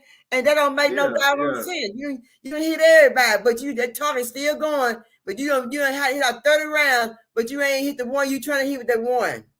They don't know how to shoot, and they go and find a little contraption to put on the back of it where everything in the gun is gonna go. Nigga, you don't even know how to shoot just the single shot, let alone you gonna make that shit automatic. You just gonna shoot, bro. You not. It's fucked up out here. Yeah, and I don't mean sound racist, but you know, I'm from the country. Now we learned how to start, but down there we started, you know, letting them off in the country down there, hitting balls and stuff, and you know, shooting stuff and all that stuff. But you couldn't find, and you still don't find, too many parents. You know, white Caucasian people been having firearms all their life. They taught their kids at young age, 5 years old, start hitting them cans and. You know, and hit a deer, go hunting and stuff. And, you know, they started early. We didn't start early like that. Our parents didn't start out like that with, you know, with barrels and, you know, paper in the backyard and bottles and cans. We didn't start out like that. They didn't start out like we no. But the white people, they've been shooting firearms for a long time. We don't know. We as black people don't know how to shoot. We shoot sideways. We put them in our pockets. We put them in our pants. You lay them across your lap. You lay them in the seat. You know what I'm saying? You put them in your sock. You know what I'm saying? I mean, it's. I ain't lying, though. No, you ain't lying. Look, you know, what's brother's name playing football? Plaxico Berry. You know, Plaxico Berry yourself. Fuck y'all, come real. Shot yourself in the leg. You weren't even trying to do shit but pull your pants up. Right. Yeah. Right. Yeah. So you know what I'm talking about. So yeah, you know, and you know, I'm telling the truth. They've been firearms all their life, but when it come to us, our parents weren't teaching us how to do all that when we were young at 5 years old, 6 years old. We're going deer hunting and we out there shooting and you know, cans and stuff in the background. We got a lot of land. We just ping, you know.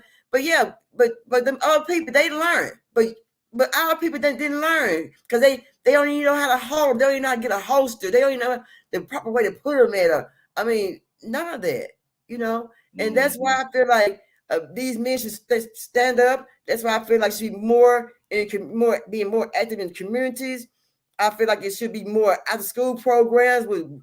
We used to have Ruff McGruff and all that. We ain't got him no more. He went somewhere. Man, we ain't got none of them niggas no more. We ain't got the dirt. We ain't got the dirt niggas. The barrel, you got the barrel. Smoking the barrel, we won't see him no more. Yeah, I ain't seen Smoking the Barrel, man. I was like, bro, these kids don't have nothing, no type of awareness, not even the effort to say, hey, try this. You know what I'm saying? They used to have Scruff McGruff come in, the big ass mascot, big ass dog head come in, summer camp, school, everywhere. You knew what time it was when it was ID with the fingerprint on and all. My son had that. But they ain't got what happened? What happened? What happened to Ruff McGruff, Smoking the Barrel? What happened to all them people who keep our kids safe in school and get them a more positive way to think when they was in school, and pencils and notebooks, little pads and stuff, and little sticky stuff, and they don't even do that no more. What happened? What happened with those people who were helping our kids to learn the fundamental and be more positive about firearm and stuff? I mean, what happened? We dropped the ball. We forgot about it. We let them vanish away. We didn't think about it no more. What happened? The police department don't even think about that no more. Nobody, I don't hear nobody talking about smoking, but I don't hear nobody saying nothing. I don't see commercials no more. Commercials ain't even on TV no more. You don't even see it. Remember, look, I remember when they came to school, you used to get everything, have a little backpack. Yeah. They had pencils, pencil sharpener, goddamn some fruit snacks, some keychains, a lanyard, you know what I'm saying? And all type of shit. Little bands on the arm, all type of shit. Yeah. I ain't gonna lie, like when I was my daughter's school, I was disgusted. You know what I'm saying? I was like, so y'all ain't got this, ain't got that. It was like, no, Mr. Sneed, we don't have. I said, well, why the fuck not? What the fuck is going on? You know what I'm saying? To where it's like, damn, our schools, you know, but like you said, it's, you know what, that's something that I can look into. Because I don't ever see Scruff McGruff or no type of other, who replaced Scruff McGruff, or where's Smokey at, or where are these, we used to be, they were burned in our minds. We could not see, especially like in the 90s, especially in the 90s. Well, we could never not see no Smokey or no Scruff McGruff. That didn't come across the screen, be at the school. It was like, you know what I'm saying? Yes. It ain't that no more. It's like the people who create the content, and it's crazy that you say that, because it loops it all the way back around. The people who create the content. Yeah. The people who create the content. Yeah. You know what I'm saying? They know what the fuck is going on. Yeah. At some point, it had to be a divide between, hey, we're going to teach these kids this. We're going to teach these kids that. We're going to group them up all together. We're going to go do have a great job. Yeah. You know, whatever. Like now, it's like there is less on preventive measures, and it's more on, we want you to buy this here. Yeah. We want to sell this to you. Yeah. Or here. Yeah. We want to, like the fight right now is over time. Time. If they got your kids time, they get like the time. Like they don't care about they'll get the money when they become adults. Time. Yeah. How long does this child sit in front of this and do exactly what he's not supposed to do? Yeah. Ain't no young kids supposed to be playing certain games. Yeah. That's why labels happen. When Luke fought for the sticker, that was his plight. Okay, we have a sticker. This is for adults. Right. When everything else followed, and he beat the government, everything else followed, everything in content changed. Video games have a sticker. Everything has to have a label of who is this content for? Yeah. Who is it for? Is it for everyone? Is it for this teen? You know, is it for teens, adults, rated R, rated X? Like, what is it for? And it's like now, it don't matter what the ratings are. It's too many ways around it to where it's a free for all now. Yeah.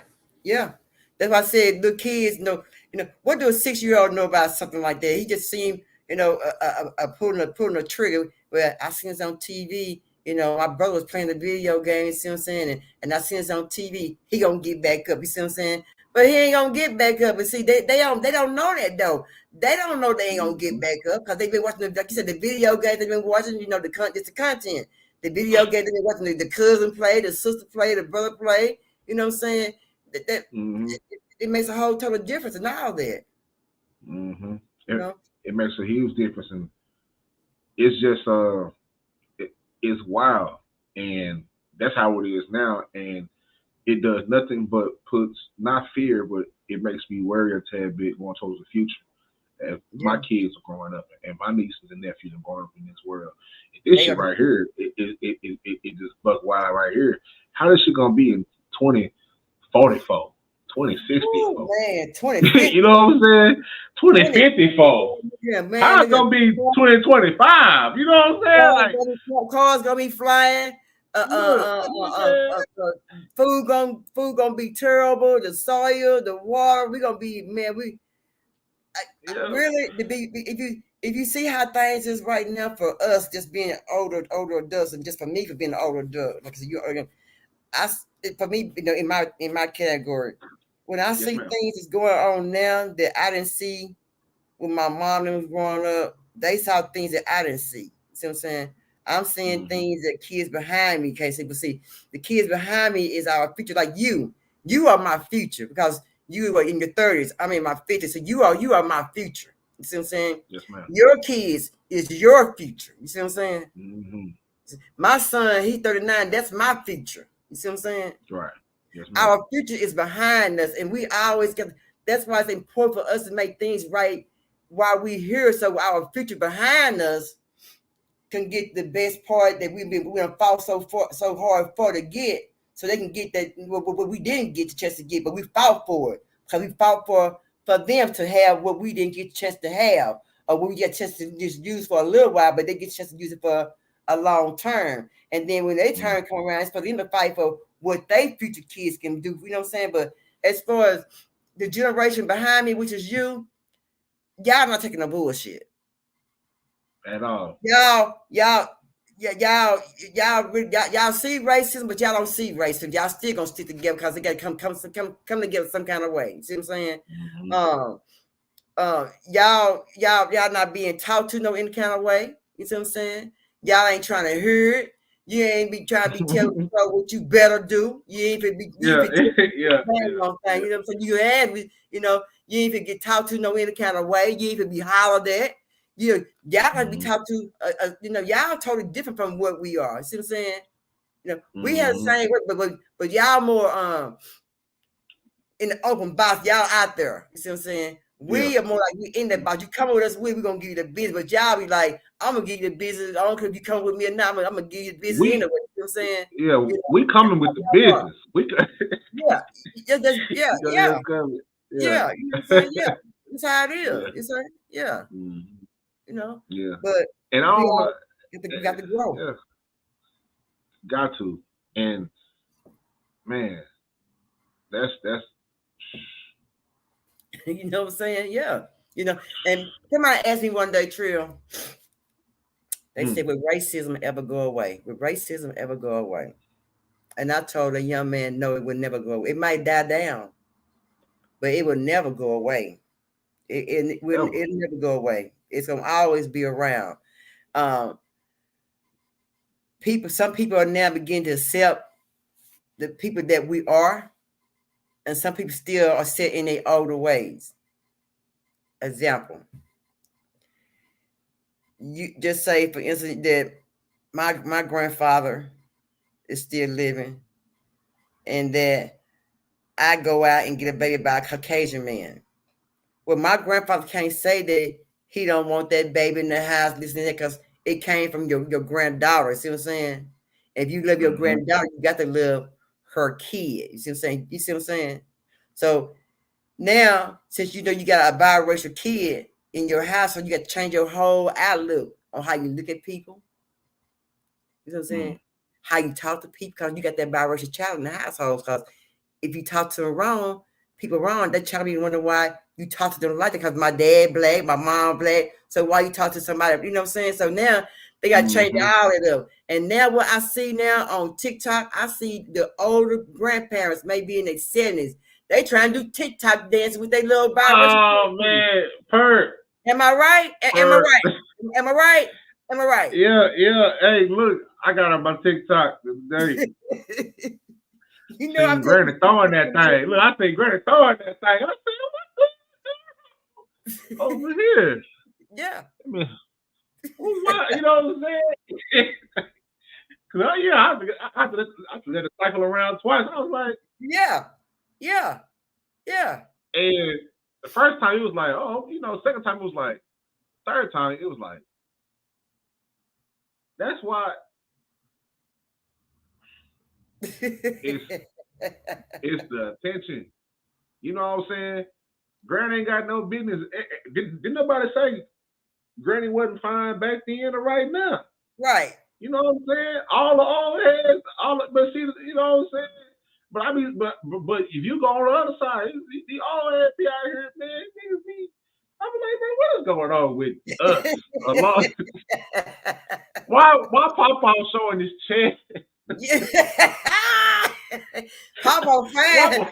Why Papa greens up? Yeah, Papa. They look the same way when he played football back in '69. He ain't trying to let it go. He ain't trying to let it go. He ain't trying to let it go. Nobody's trying to let it go. And I ain't one to say, you know what I'm saying? I grew up with older parents. And so I never had a problem, like communicating between generations of people. Yeah. I think that's a gift of mine that God's given me to bridge that. I've always been around. Amen. I'm an uncle. I was an uncle. A lot of my nephews, we were around the same age as they a little bit older than me. Yeah. So I was always at the grown folks' table. I was always, I'm everywhere. I'm gonna go talk to everybody. Then I'm gonna go in the garage with my little cousin. We're gonna fire it up. We're gonna fire it up. Then I'm gonna come back in and talk and eat some more. Right. But that's how it was. I was always able to bridge the gap. You know what I'm saying? So I never tell somebody, hey, don't go out here and do your thing. But I just be wondering why Papa greased up with his chest open. You know what I'm saying? On the motorcycle, nigga sitting on the motorcycle, vest, no shirt, helmet on, music playing. He got the blues playing. He still got it. He still got it, Tree. He said, I still got it. I ain't finna let it go, baby. They still got it. Yeah. Talking about he want him a young thing. That's what you said. Yeah. Want me a young thing. The black is orange. And Greg the same way. I turn the comment down like, you need anybody to carry the groceries in one time? Hit my DM. I got you. All the groceries, I got you. That's how it is. Yeah. But that just it's funny to see. I think the most amazing thing is when you give a person the access to have their own TV, all these phones and this computer and this camera we're staring at right now, it's your own TV. It used to be like my generation is probably the back half of what it used to be. I remember being up early in the morning and the TV being off. Nigga, wasn't nothing on. You heard me? That was it. Come on, man. Still getting corporal punishment. I was going to JJ Rose, getting my ass whooped. Pearl C, ass whooped. Lincoln High School, ass whooped. You know what I'm saying? But after that was it. It was the new era. You know what I'm saying? So I still had that mindset of, you know what I'm saying? So, but with all these phones, if you give a person the access to everything, you put it in the palm of their hand. Yeah. Now you seeing the results of the good and you seeing the bad. Mm-hmm.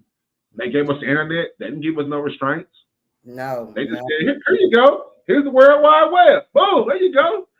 Yeah. There you go. You didn't know. You didn't know.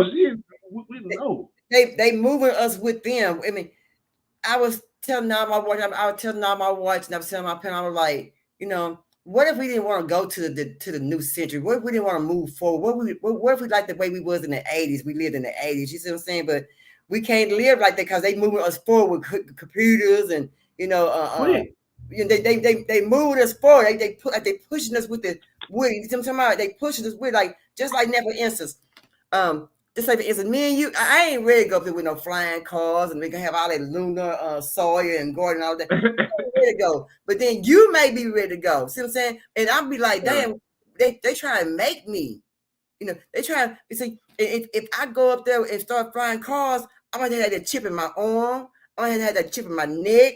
I'm gonna need that chip somewhere in my body because in order for me to scan to get where I want, because that's what they're trying to make us do. And it's already happening with the Neuralinks. It's already happening. They're already doing shit. Yeah. And I'm It trying to tell is. people all the time, like, y'all think it's far away, nigga. It's right now. It's right now. Go on Yeah. there and look up the Neuralink. You gonna see the dude. You know what I'm With the saying? mirror, yeah, yeah.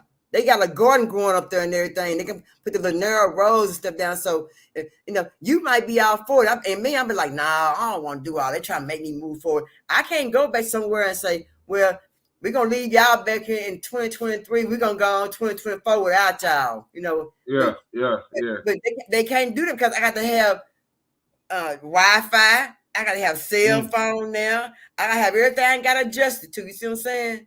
But that's what make it so hard to where you can't just stay to where you are. Yet they pushing you with new narratives, new cars, houses. They're trying to make things cheaper for you. The Medicare, the Medicaid, the food, the water. So they pushing us to go. We ain't got no choice but to go for. We can't stay back. We stay back, we're gonna get lost in the sauce. All the way in the sauce. You gonna be because the sauce is steady adding ingredients every quarter of the year, and the new ingredient is being added to the sauce. It's a whole different flavor. You think it might look the same, but taste that shit. That shit is not the same. That's the same. There's something different about this. Like, you got your favorite recipe, but you can tell when somebody done did something fuck with it. I know who put who done put some. Cause I know it don't. It's something new been added to it, or something that's being subtracted from it. Right. You know what I'm saying? It's like they doing the chocolate. If you taste the chocolate from when we were growing up, it was like pure chocolate, just like you just melt in your mouth. But now, chocolate don't taste the same as it used to taste. They don't change some preserves and adjectives to it. See what I'm saying? But then we had the pure chocolate. They ain't got the pure chocolate no more. The food tastes different. The soda, even the sodas taste different. The candy tastes different. The gum tastes different. All that stuff tastes different now because they're taking things out, saying it's healthy for us, but not knowing that they're not doing nothing for us. They really just putting things in our body that we don't even want in our body. They ain't, because they're not even telling us what's going on, because they're just doing it automatically. Then when we get sick or whatever, then they say, well, they added such and took out such. See what I'm saying? Now you sick. Mm-hmm. Yeah. Mm-hmm. Yeah. Yeah, and you don't know why you're sick. You go to the doctor, they don't know why you're sick either, or they know why you're sick, but they ain't telling you because hey, we got another one. Hey, we got one. Yeah, load them up on that shit. 1,000 milligrams of Hashimo hula vibes. You know what I'm saying? Whenever it's gonna have your back gonna feel good, but you're gonna be kind of high, but you're gonna hurt some more. Give them some more medicine. Give them some more. Give some more. And you know what, Trill? I went to the doctor. I did a stress test and everything, but I went to the doctor, and I went to get my medication. My medication was $15 more than what it was because they changed the plans. Now, my thing is, now, I'm not a rich person. I pick my medication like everybody else pick their medication up. And I get generic because sometimes generics is cheaper than the regular brand. Mm-hmm.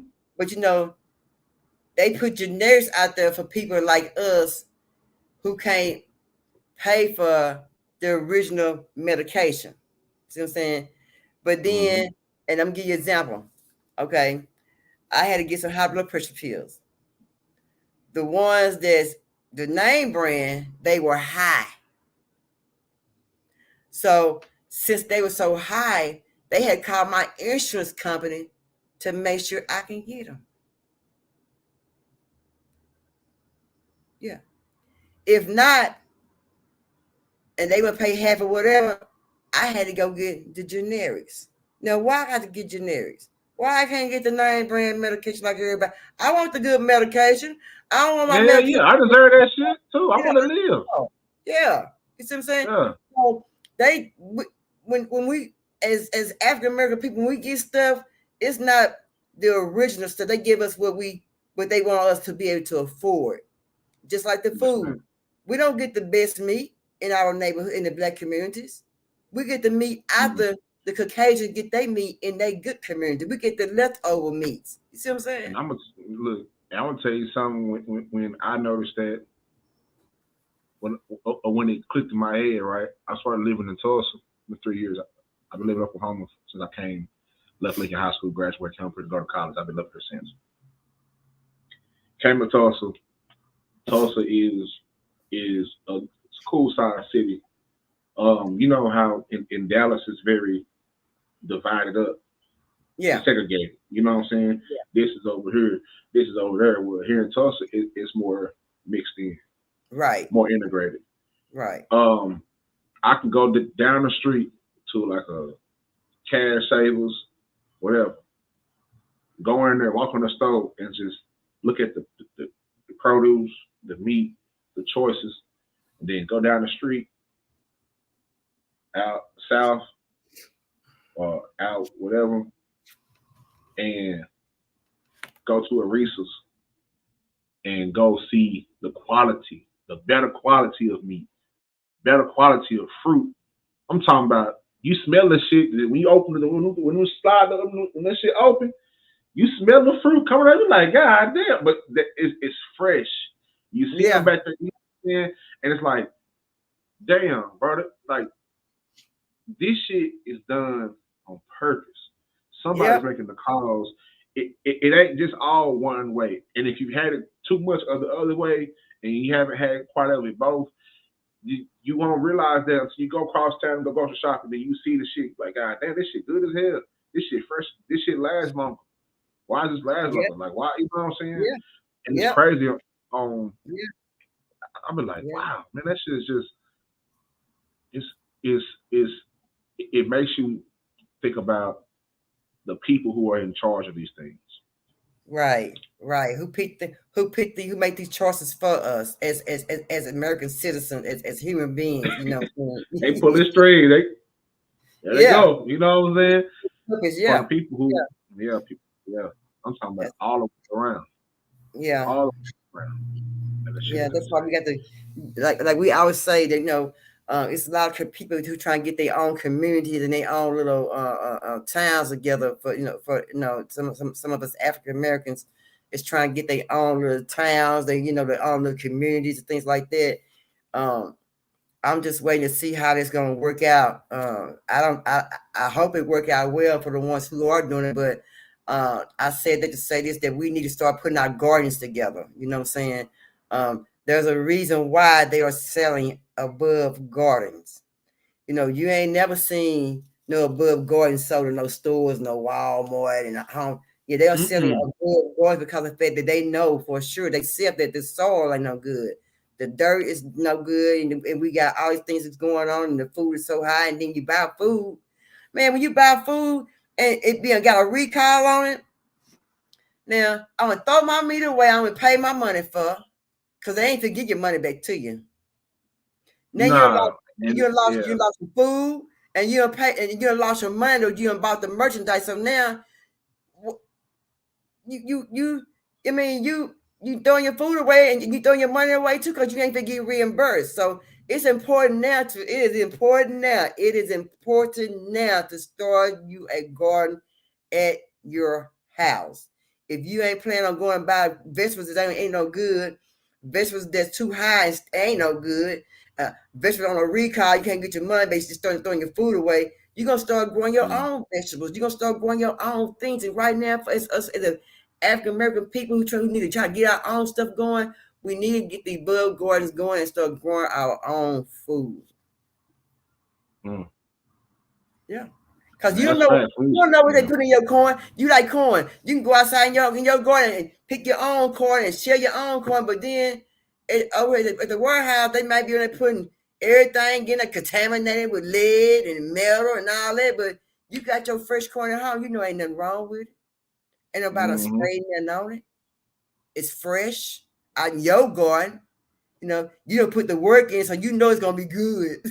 No, you know it's gonna be good. You can't wait. You be out there about to pick that shit with this little baby corn. You be out there, let me go away. I ain't wanna ruin it yet. I don't wanna pick it yet. Yeah. Y'all growing. I got my stuff growing. Y'all better start growing your stuff and start paying more, be more mindful, and on everything, on all the violence, be more mindful with your food, as with the cars you drive, as paying your rent, or how you move, be mindful on everything you do. Everything you do, just know you got to be mindful for everything. And you just can't think for yourself no more. You got to think for you, your next door neighbor, the people in front of you, the people behind you. You got to think for everybody now. You just can't think for yourself no more. You got to think for everybody, and you got to watch for everybody. No matter where you at, you got to keep an eye out in the grocery store. You got to keep an eye out in the parking lot. You got to keep an eye out everywhere. That's just it. Everywhere, and that's one thing that I think we lost to is just the community, the village. I remember growing up, 3202 Pine Street. I talk about it all the time because what that spot still means to me. It look different now, but then that spot, my neighbors, Miss Brenda, shout out to Miss Brenda, she's still there. Miss Emma, Christian across the street, just people just along that little area, and even people on Reed Lane, and just the folks that my mama knew because she went to the school, going to the roads and going to Lego Park and going just wherever. The community, when something happened, everybody knew. You know what I'm saying? If you needed something, you wasn't scared to go up and say, "Hey, let me borrow some sugar. Hey, let me borrow." You know what I'm saying? The community, like the community. That's right, my brother. That's right. Like just those type of things. That's why I'm so proud to be from South Dallas. It's more than just an area or a hood or whatever. It's the fact that my family, a long time ago, they established themselves there, and to know what they brought there, and at the same time, how it was growing up. You know what I'm saying? Being able to walk down the street and say, "Hey, Miss So-and-so. Hey, Miss So-and-so. Hey, let me borrow your son there. I got some leaves you got to," you know what I'm saying? Let me get your boy for, you know what I'm saying? Just doing that, or just the village part of it is what I miss. It's tough now. It's different now. Yeah, unless you already had that, you ain't gonna have it. You gonna have it. And my grandmother next door neighbor said, "Come over here, girl, and thread this needle for me. Come over here and cut these tomatoes up from the old folks." You see what I'm saying? And come here, baby, and do such. Well, hey, Miss, well, hey, baby, how you doing, sugar? They have cookies and oranges and apples and peppermints and butterscotch. They're gonna give you a little this, little that, a little pocket change, put in your pocket before you take the trip, all that. But now, what happened? It's a disconnect. I don't know where it happened at. You know what I'm saying? I don't know where it happened at, and that's something that I always ask the question, especially between people, like when I go between generations, whether it's talk to you or my father. Like, that's the part we got to communicate with each other all the way down, from the oldest to the young, because we got to figure out where the fuck did we go wrong. Like, we already know about what them people and what they over there doing, but what we do wrong. Cause that part ain't never gonna, like you said, it's never gonna change. Where we going wrong at, and how can we fix this shit so we can get that shit gel back together, so we can know we be unified. You know what I'm saying? Not saying everybody's gonna be unified one day, but right. As many people as it is, we got certain things we have to do because they're feeding off of our division. They feed off that from top to bottom. They feed off these young boys talking about, I done found the op with the chop, gave him the rock, got him slop. You know what I'm saying? All that, they feed off that.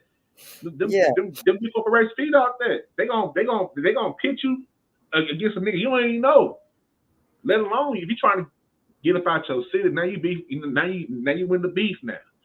But they feed off that money. So you said something earlier, as when you when your parents were older, everybody on the street know everybody and speak to everybody, and then you get in trouble. Somebody might whoop your butt or spank your tail. I'm gonna tell your mom you get home. You get home, your mama gonna whoop your butt. My thing is right here. Our community. You said something about the community. Yes, ma'am. So let me just ask you, my brother, what happened to the sisters in the church house? What happened to the deacons in the church, the pastors, the choir singers, the ushers? Why they don't come out to your houses no more and congregate with you? Why they don't come out and see if they need a little something? Why they don't come out and and we say a little prayer for you no more at your house. You see what I'm saying? They used to do that when our mothers and fathers was born, when they was living. They would come out to your house, they come to the neighborhood, and they come to they congregate outside, and well, girl, I seen Pastor such go to somebody's house, him and her, the kids, the whole family come. You be like, damn. I sure hate see he go past the girl. Don't answer front though. You get tired of coming, but they'll come to your house. But what happened? Do you think they play a big part in how our kids are raised now? That the pastors don't go to the communities no more, the deacons don't come out, the sisters don't come out. It's because they're afraid that they gonna come in their house and change their household, or the pastor or the deacon gonna try to go with the sister in the household. I mean, what happened? Remember they used to do that a long time ago? Mm-hmm. What happened? I think What I changed think it? I think what happened. I think a lot of things happened. I'm trying to find a way to categorize. I would say trust is one thing. When the pastors and deacons starting to want to fuck everybody and not live up to what they preaching, it's a lot. It's a few good preachers and good people of the word, regardless on what religion everybody. I'm get tired of it and all that. A few good preachers of, what I'm saying, that know the way, but you won't get a chance to even know who they are because the preacher wants to be the superstar now. He's not worried about everybody that's down here. Right. This nigga want to be a celebrity. He don't necessarily care about nobody that's down here. He don't care about nobody that's in the community. He don't give a damn about that. That's what he got the other people for. But see, I So think I'll be ashamed. I'll be ashamed to be a pastor, and then I got the nice church in the community. I'm dressed nice, my car nice, my queen nice, my kids nice, but the community look like crap. I mean, how but could a that's person what some of them be a man of like God to see that? I mean, I don't understand. when the people that are at the bottom, you used to be able to go to the preachers and pastors and all them and talk to them, you know what I'm saying, whatever. But sometimes some churches they're so far out of reach that out of reach. In some of these churches just have gotten too theatrical. It's not even about what the Bible. Yeah. Not alone, they ain't even like if you go to church that follows the Bible, they're not even gonna tell you and read you all the Bible. And every single year you're gonna keep getting the watered down version of the Bible. They ain't gonna go over. You think these big mega churches, especially these big with how white ones, black ones don't matter. Hillsong Network, they don't care about the. They ain't gonna tell you. I ain't heard them at all these cute little clips and all this shit. I ain't never seen one that's gonna say how Jesus looks, how Jesus his appearance, how he was, like the real. Get to the real story. Stop telling us the story and tell us how am I supposed to keep my faith when I don't see no hope. Right. Ain't no hope right here. You go up in the area where it ain't no hope right here.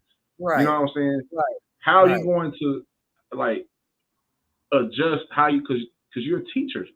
That's how a preacher is to me. A teacher. A teacher. A teacher is an expert. Yeah. About a subject. This is your subject. I'm going to tell you guys, and then not only that, but try to relate it and things like that. But I just think it's a disconnect. Like it ain't. The preachers want to be. A lot of them want to be superstars. I mean, they want to be. They want to see them out here. They want to be superstars. They jigging with it. They want to. They want to do that. They want to sell your book. They want to do. You know what I'm saying? They don't. You know what I'm saying? And some of them can balance it, but I don't know where that's at in the Bible. You know what I'm saying? Like I grew up. My mother was Christian. My father was Muslim. Growing up, but they coexisted because they listened to each other and they embraced those steps. Right. I always wonder, like, damn, but y'all two religions, and a lot of men in my family were Muslims from back around Malcolm X and all those, like those type of Muslims. You know what I'm saying? Right. But back in those times, it was a lot different than what it is, now. But how can they coexist in the same house but they believe in? You know what I'm saying? It's just the connect. So with my dad, when he eventually converted to Christian, but we kept going to this church. Shout out to Mount Rose. Mount Rose started in South Dallas, then not too outside Duncanville. But he was able to go to that church and speak to Bishop Thomas, and they could have a meeting of men. No matter what religion or whatever, it's a meeting of men. So they built that level of trust to where, hey, I don't care what, I can talk to you, black man. I can talk to you. No matter what religion, what book, I can talk to you. The reach was there. There ain't no reach no more. So all that, you know what I'm saying? It's in parts, it's few and far between, but it's just not. It's not there like he used to be. And to be honest, I don't know if it can ever be repaired because so much distrust. It's distrust. You know what I'm saying? I believe if pastors was truly still pastors would come out like they would. I believe that the household who don't have a fathers in there, I think the kids would have a better chance of being more mannerable and more respectful and be be more I guess thoughtful of other people, because kids nowadays they're not thoughtful, but they're just thoughtful of themselves, not nobody else. And I feel like we had the community and the pastors that we had back in the day who come house to house, or the sisters just come by themselves or whatever. I think that also would play a big part in the your household. I believe it play a big part. If parents start checking their kids' backpacks and the folders, make sure they got their work done, make sure going to school play more part in the kids' life, and going to school to the PTA meetings and meeting the principal, or not just saying, but send a note home, or don't answer the phone when the principal call your house, you don't answer the phone, or when a kid come home, you too drunk or high, you can't go there and act like you're supposed to act with the kid, or you can't talk on the phone because your man in your ear, this and that in school trying to call your house, and you can't answer the phone because you're getting jumped on, this and that. I mean, it plays a lot. Oh, you on YouTube? You on YouTube screaming and shouting with some bitches you don't even know? Yeah, all that plays a big part with domestic violence, firearm violence. All that plays a big part. It also plays a part in being homeless. You can get put out because you ain't paying your bill, because you're busy on drugs, and this man come in and got you put out, or this woman got you came in the house, and this woman got you put out your house, and the kids ain't got nowhere to go. Now y'all homeless. They got something to do with the anxiety, PTSD, the mental health. All this comes, all that plays one part. It all comes together to one part. You know what I'm saying? All of that is really damage on the brain. It's a lot of stress on the brain. You see what I'm saying? So I just feel that, we need to get out, and hopefully, I can try to. I had thought about trying to start a mentorship for young women, because some women, young women need some help, they ain't getting the proper things that they need to be, taken care of. They ain't getting showed the things that a young woman need to be taken care of, as far as the type of her monthly, or how she need to dress, as far as all these tight clothes. And I blame a lot of parents because of the mothers and them putting these kids in these small clothes, eyelashes, fingernails, and the kid 12, but you swapping down, she's 17 years old. You see what I'm talking about? She got the long hair, tight clothes, and you and I know a kid 15, 14, 13, they ain't buying them kind of clothes themselves. The mama's buying them clothes because the mama's trying to be their kids. They living through them because they ain't getting, yeah. And then if they don't, they be jealous of them, and that's... Yeah, you know what I'm saying? So, we need a lot of women's for mentorship. We need a lot of men's for mentorship. So, and we need to get more involved into our communities, and just just sitting around just talking to a bunch of young men, a bunch of young women, get about 10 or 15 young women, and y'all go somewhere and sit out one day at the park somewhere, get your little picnic stuff together, and get your little stuff together, and you get some grown-ups to go out there, talk to these young women who ain't going the right way, out here sexually active, ain't doing don't know what to do as far as getting pregnant, or as far as keeping their hygiene together, don't know how to present themselves or getting into it home with their mama and daddy, having fights and stuff. We need people out there to help kids like this. So, we need to just join together as people, period. And it ain't just in the Black community. Don't get me wrong, baby. It ain't just our community. It's in all the communities, even the Asian communities. They act up too. They are everybody acting up. It's in our community. So all this is just not for just only African American neighborhoods. It's not only for women. It's for men and women, and it's for every neighborhood. It's for everybody. To just see it. Everybody. Nobody's exempt. Nobody get a pass. Nobody. Yeah. Nobody. And let me say this before we close. Those communities that they just named, they handle their shit in house.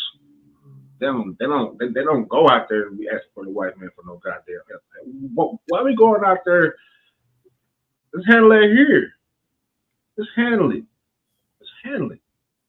You know what I'm saying? Like that's our first things to do is to run out and look for external answers. Where everything is internal. You know what I'm saying? We can all handle each other. You know what I'm saying? And handle each other accordingly because everybody else do it. They got their own little town. They got their own little spots. Nobody coming there. You ain't going to Chinatown out in the way. We got a Chinatown and going up in there and doing nothing funny. You ain't about to go fuck around and get sliced up, turn into some sesame, wherever they get sesame fried nigga. Well, you gonna fuck up in there.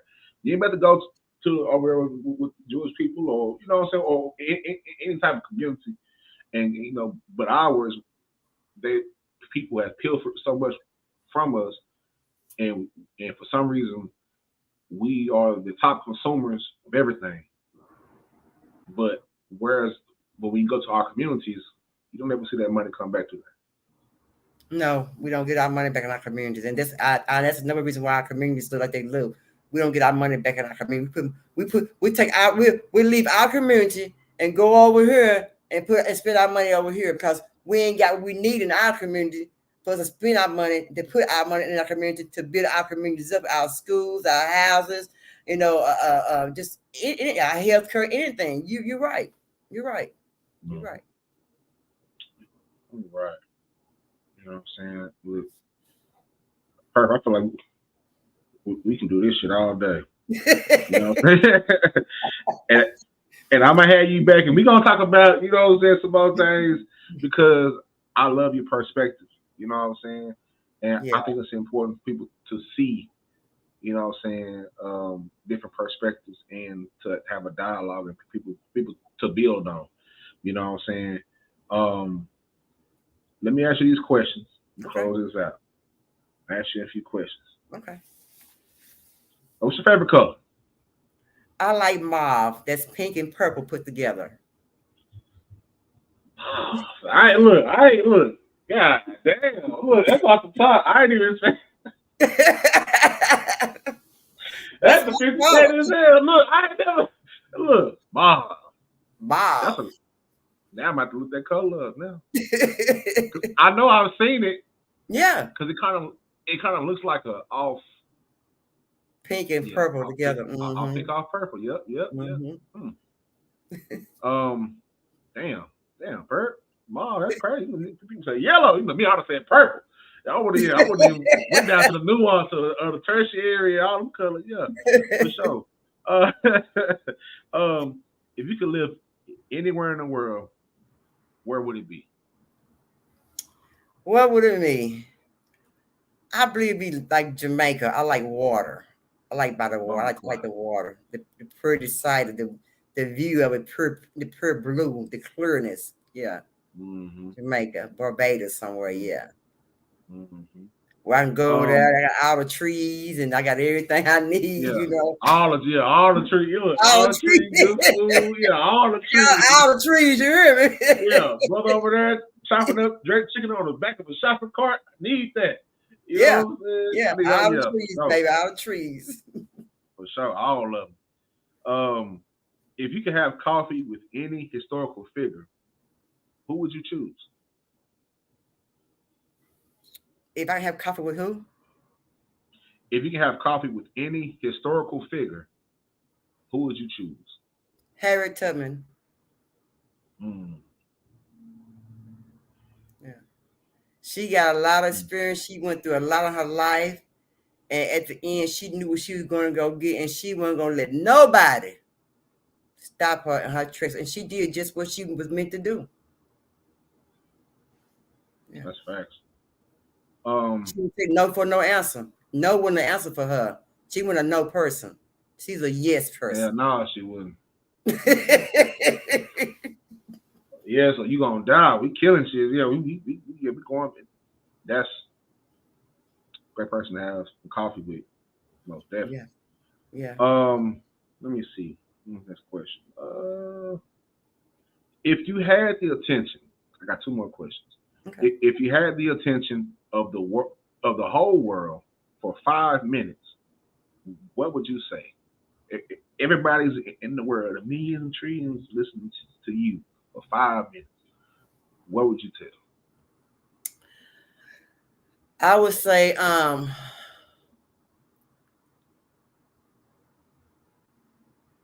let's join together and learn and put the guns down and love each other more, listen to each other more. Um, Tell people that you love them instead of being scared to tell them, to speak out and tell them you love them. Tell them that you love them. People need to hear, no matter, people understand it's the small things Mm-hmm. that really would matter. Tell somebody you love them every day. And that's what something I would do. And I would be giving my helping hand. For sure. For sure. Last question is this. If you could talk to your younger self, what advice would you give her?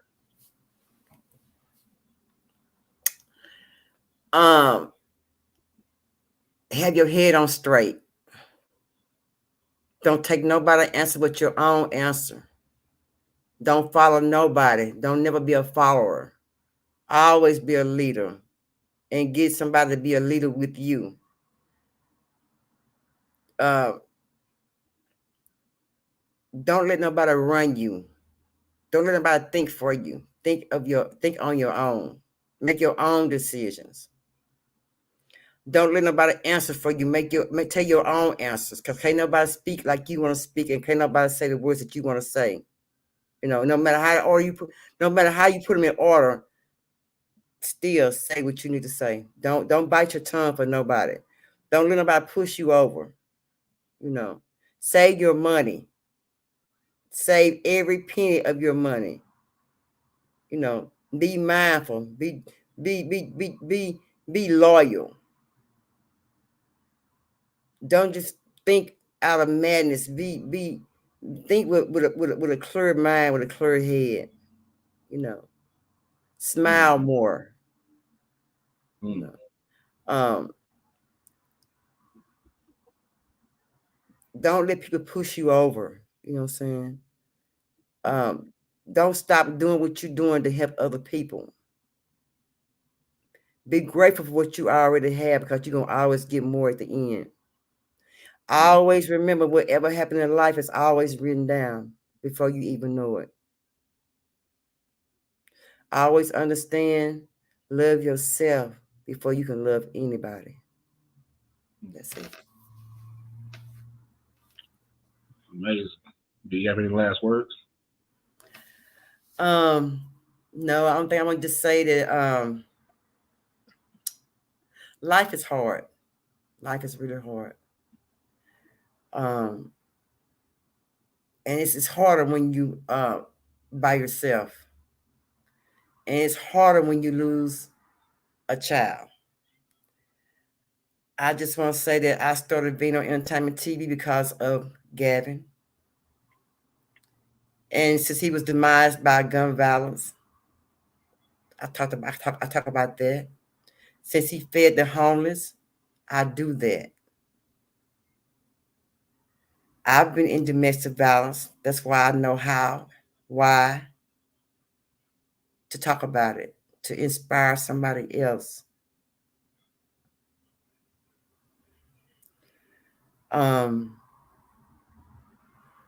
Always be cautious. Don't never just take no. Don't never take nobody else's word. Always do your, as Mo 3 say, do your homework. Because people can tell you anything and it don't be true. Just like that man was reading the Bible and saying what he wanted to say in that Bible, and nothing in that Bible that he was saying was correct.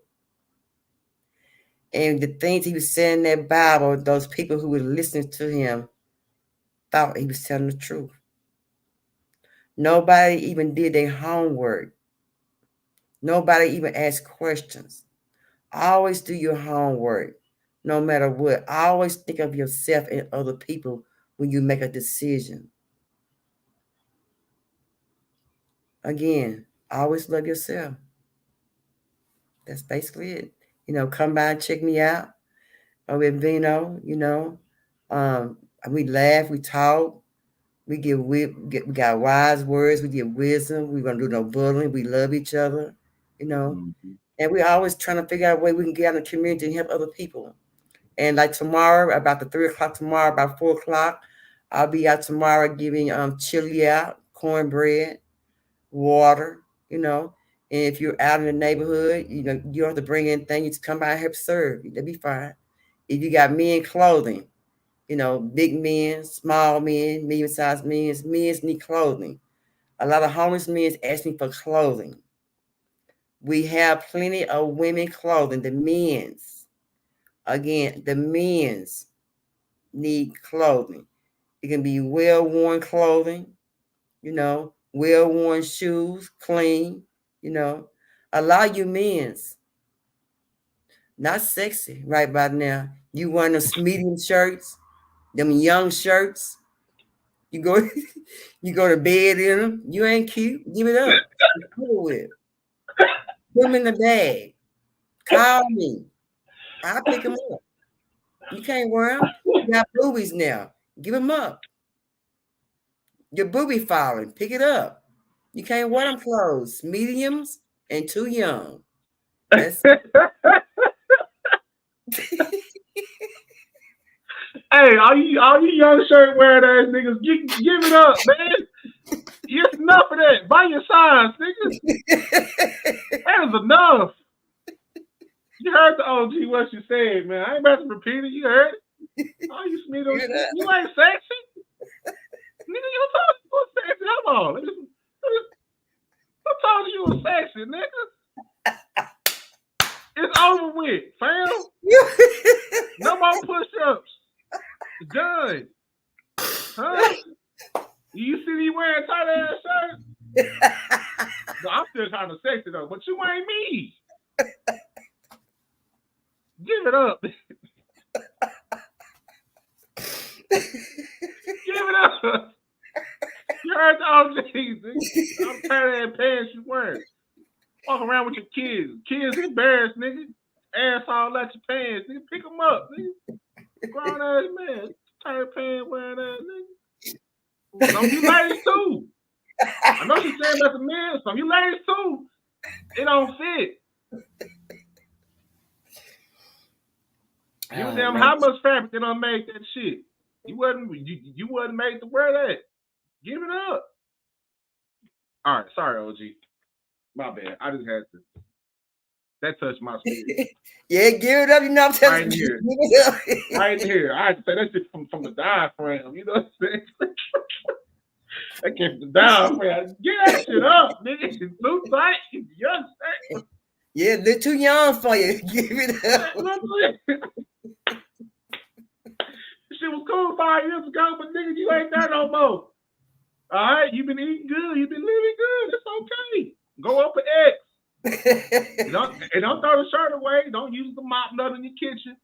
Wash it and come holler at Purp. Please. Yeah, give it up. Give it up, young man. Give it up. Yeah, give it up. Yeah, give it up. Chill out. If she don't like you, she don't like. If the chick don't like, she don't like you. If not, nigga, do something better. But right now, give it up. Give it up. Give it up. You know what I'm saying? Yeah. Yeah, you ain't never seen me in no skinny jeans though. All right, look. Oh yeah, hell, never seen it. You know what I'm saying? We know, look, Trap one of them. You got the extra tight shirt. Give it up. You know what I'm saying? You ain't small no more, nigga. Give it up. Give it up. Give it up. Support the homeless. This nigga out there need that shirt, but you out there trying to look cute. Give it up. You at dating buses can't even play the skee ball right because your whole ass showing. You can't even skee ball. You can't even go do that. Can't hoop. Give it up, man. Give it up. Please. She said that shit. Lord have mercy. Look, give it up. Seriously. Anything else? Now that's it. Just give it up. That's it. Just come out tomorrow, bring them in clothes, give them on up. Yeah, for real. For real, man. For real. But I should thank you, Trip, for having me over here, man, and everything. I thank you. I hope you have me back again, and you're gonna be back. Trust me, you're gonna be back. We're gonna have to expound on this topic because niggas wearing too young of his grown adults wearing too young shit. It's an epidemic. Shit worse than COVID out here. That's how COVID was the problem. Now this niggas wearing too little shit. I know this shit get too little for me because I'm a big nigga. I ain't a small nigga. That shit hit my thighs. That shit, nah, it ain't gonna work. I need space. You know what I'm saying? Shout out to God. You need this space. I got big shoulders. The 1X not gonna do it. Nope. Not going outside with no 1X. No. Yeah. I know better. And yeah. Hey, look, if you know better, goddamn it, do better. Let it go. You heard the OG what she said.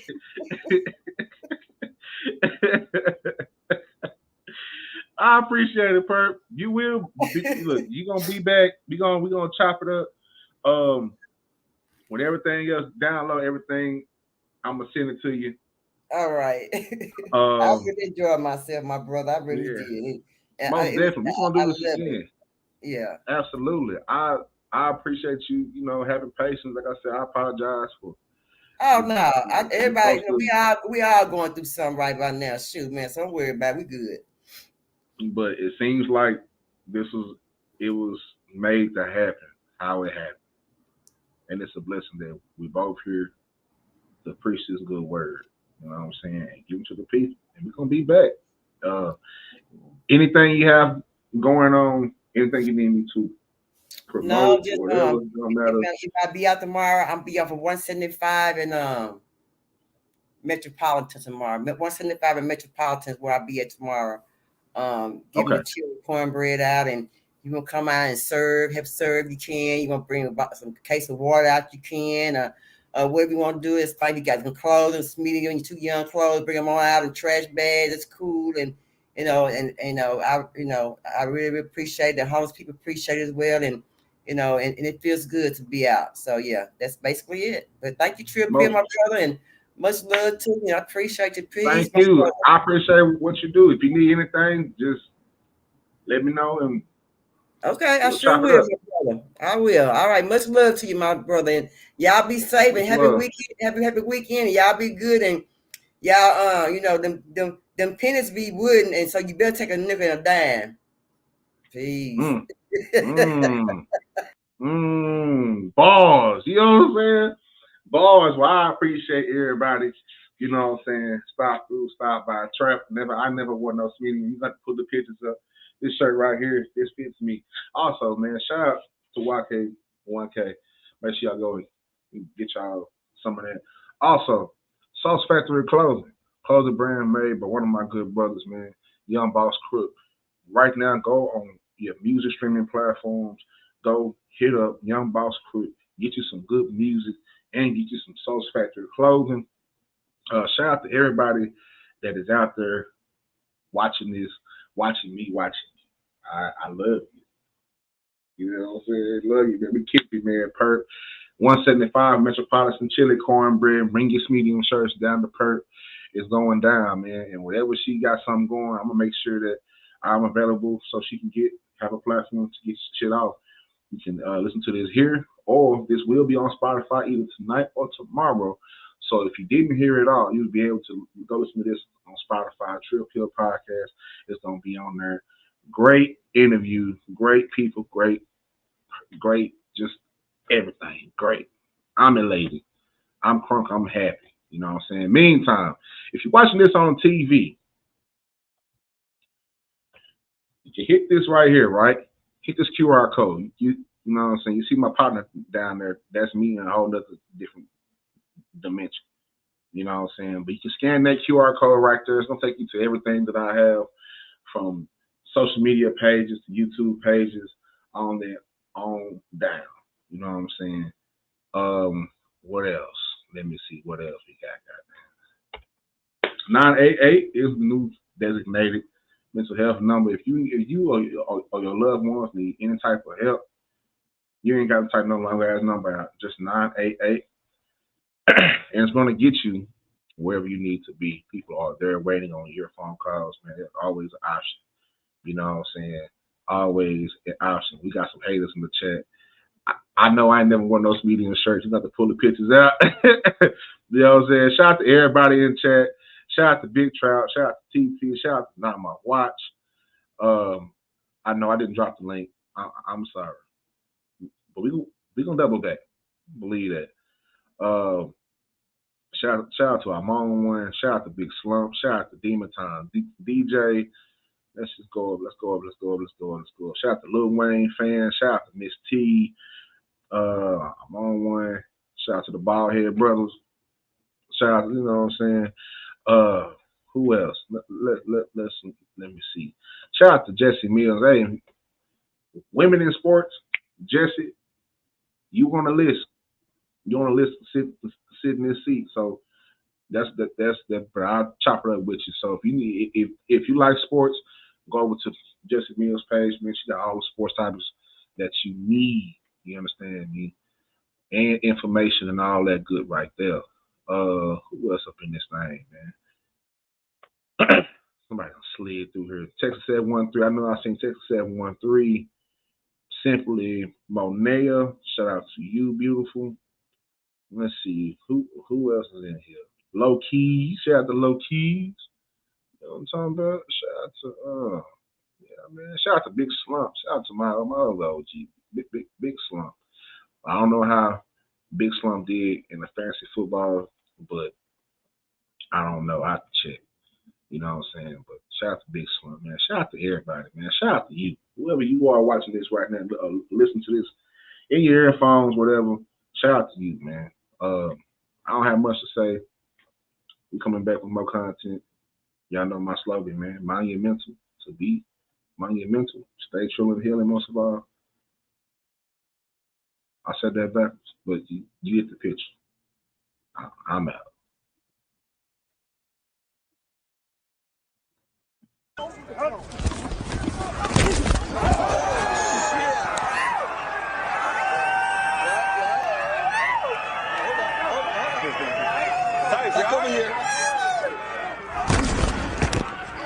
You don't want to be 58 right now.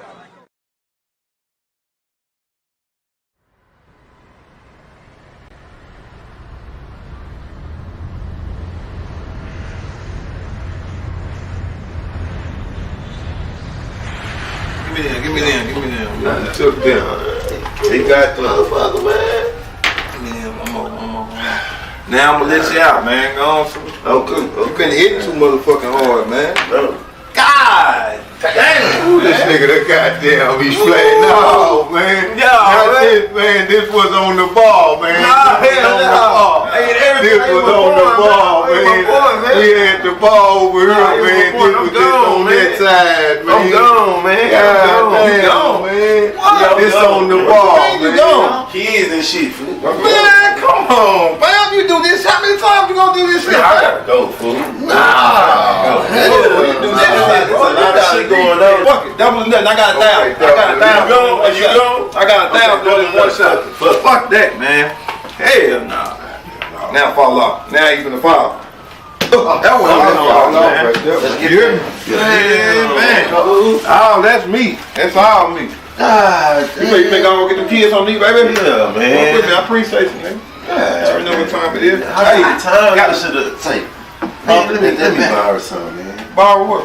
Y'all probably need to borrow like $10, $20. Damn, but how many kids you got? What they got to do with anything? They got a lot. How many times I gotta tell you I got kids? That's all I want to tell you. I just want to know how many. How many kids?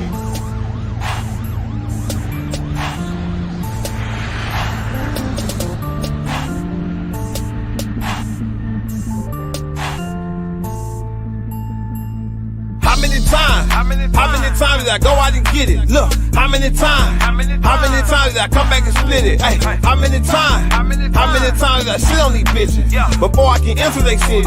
They sending me pictures of titties. Look, how many times have I pulled up with the most expensive bitch outside? Polo horses on the inside, foreign kit on the outside. I'm riding around jamming Kiki.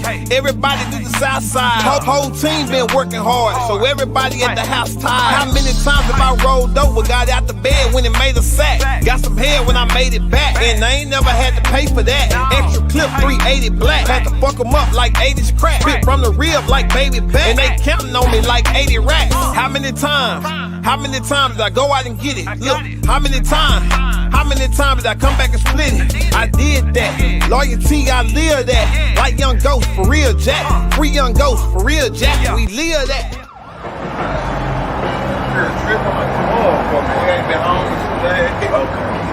Fuck all that, man.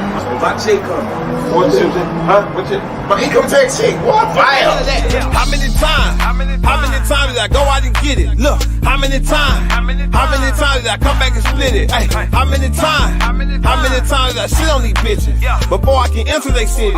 They sending me pictures of titties. Look, 1, 2, 3, 4, 5, 6, now more than that. I done came through every time. When your own family didn't have your back, I was right there with you. When you fell off, had to start from scratch. I hit the streets, had to make a sack. If I had to borrow, I gave it back. How many times? How many times did I go out and get it? Look, how many times? How many times did I come back and split it? Hey, how many times? How many times did I sit on these bitches before I can enter they city? They sending me pictures of titties. Look, how many times? How many times did I go out and get it? Look, how many times? How many times did I come back and split it? Hey, how many times? How many times did I sit on these bitches before I can enter they city? They sending me pictures of titties. Look.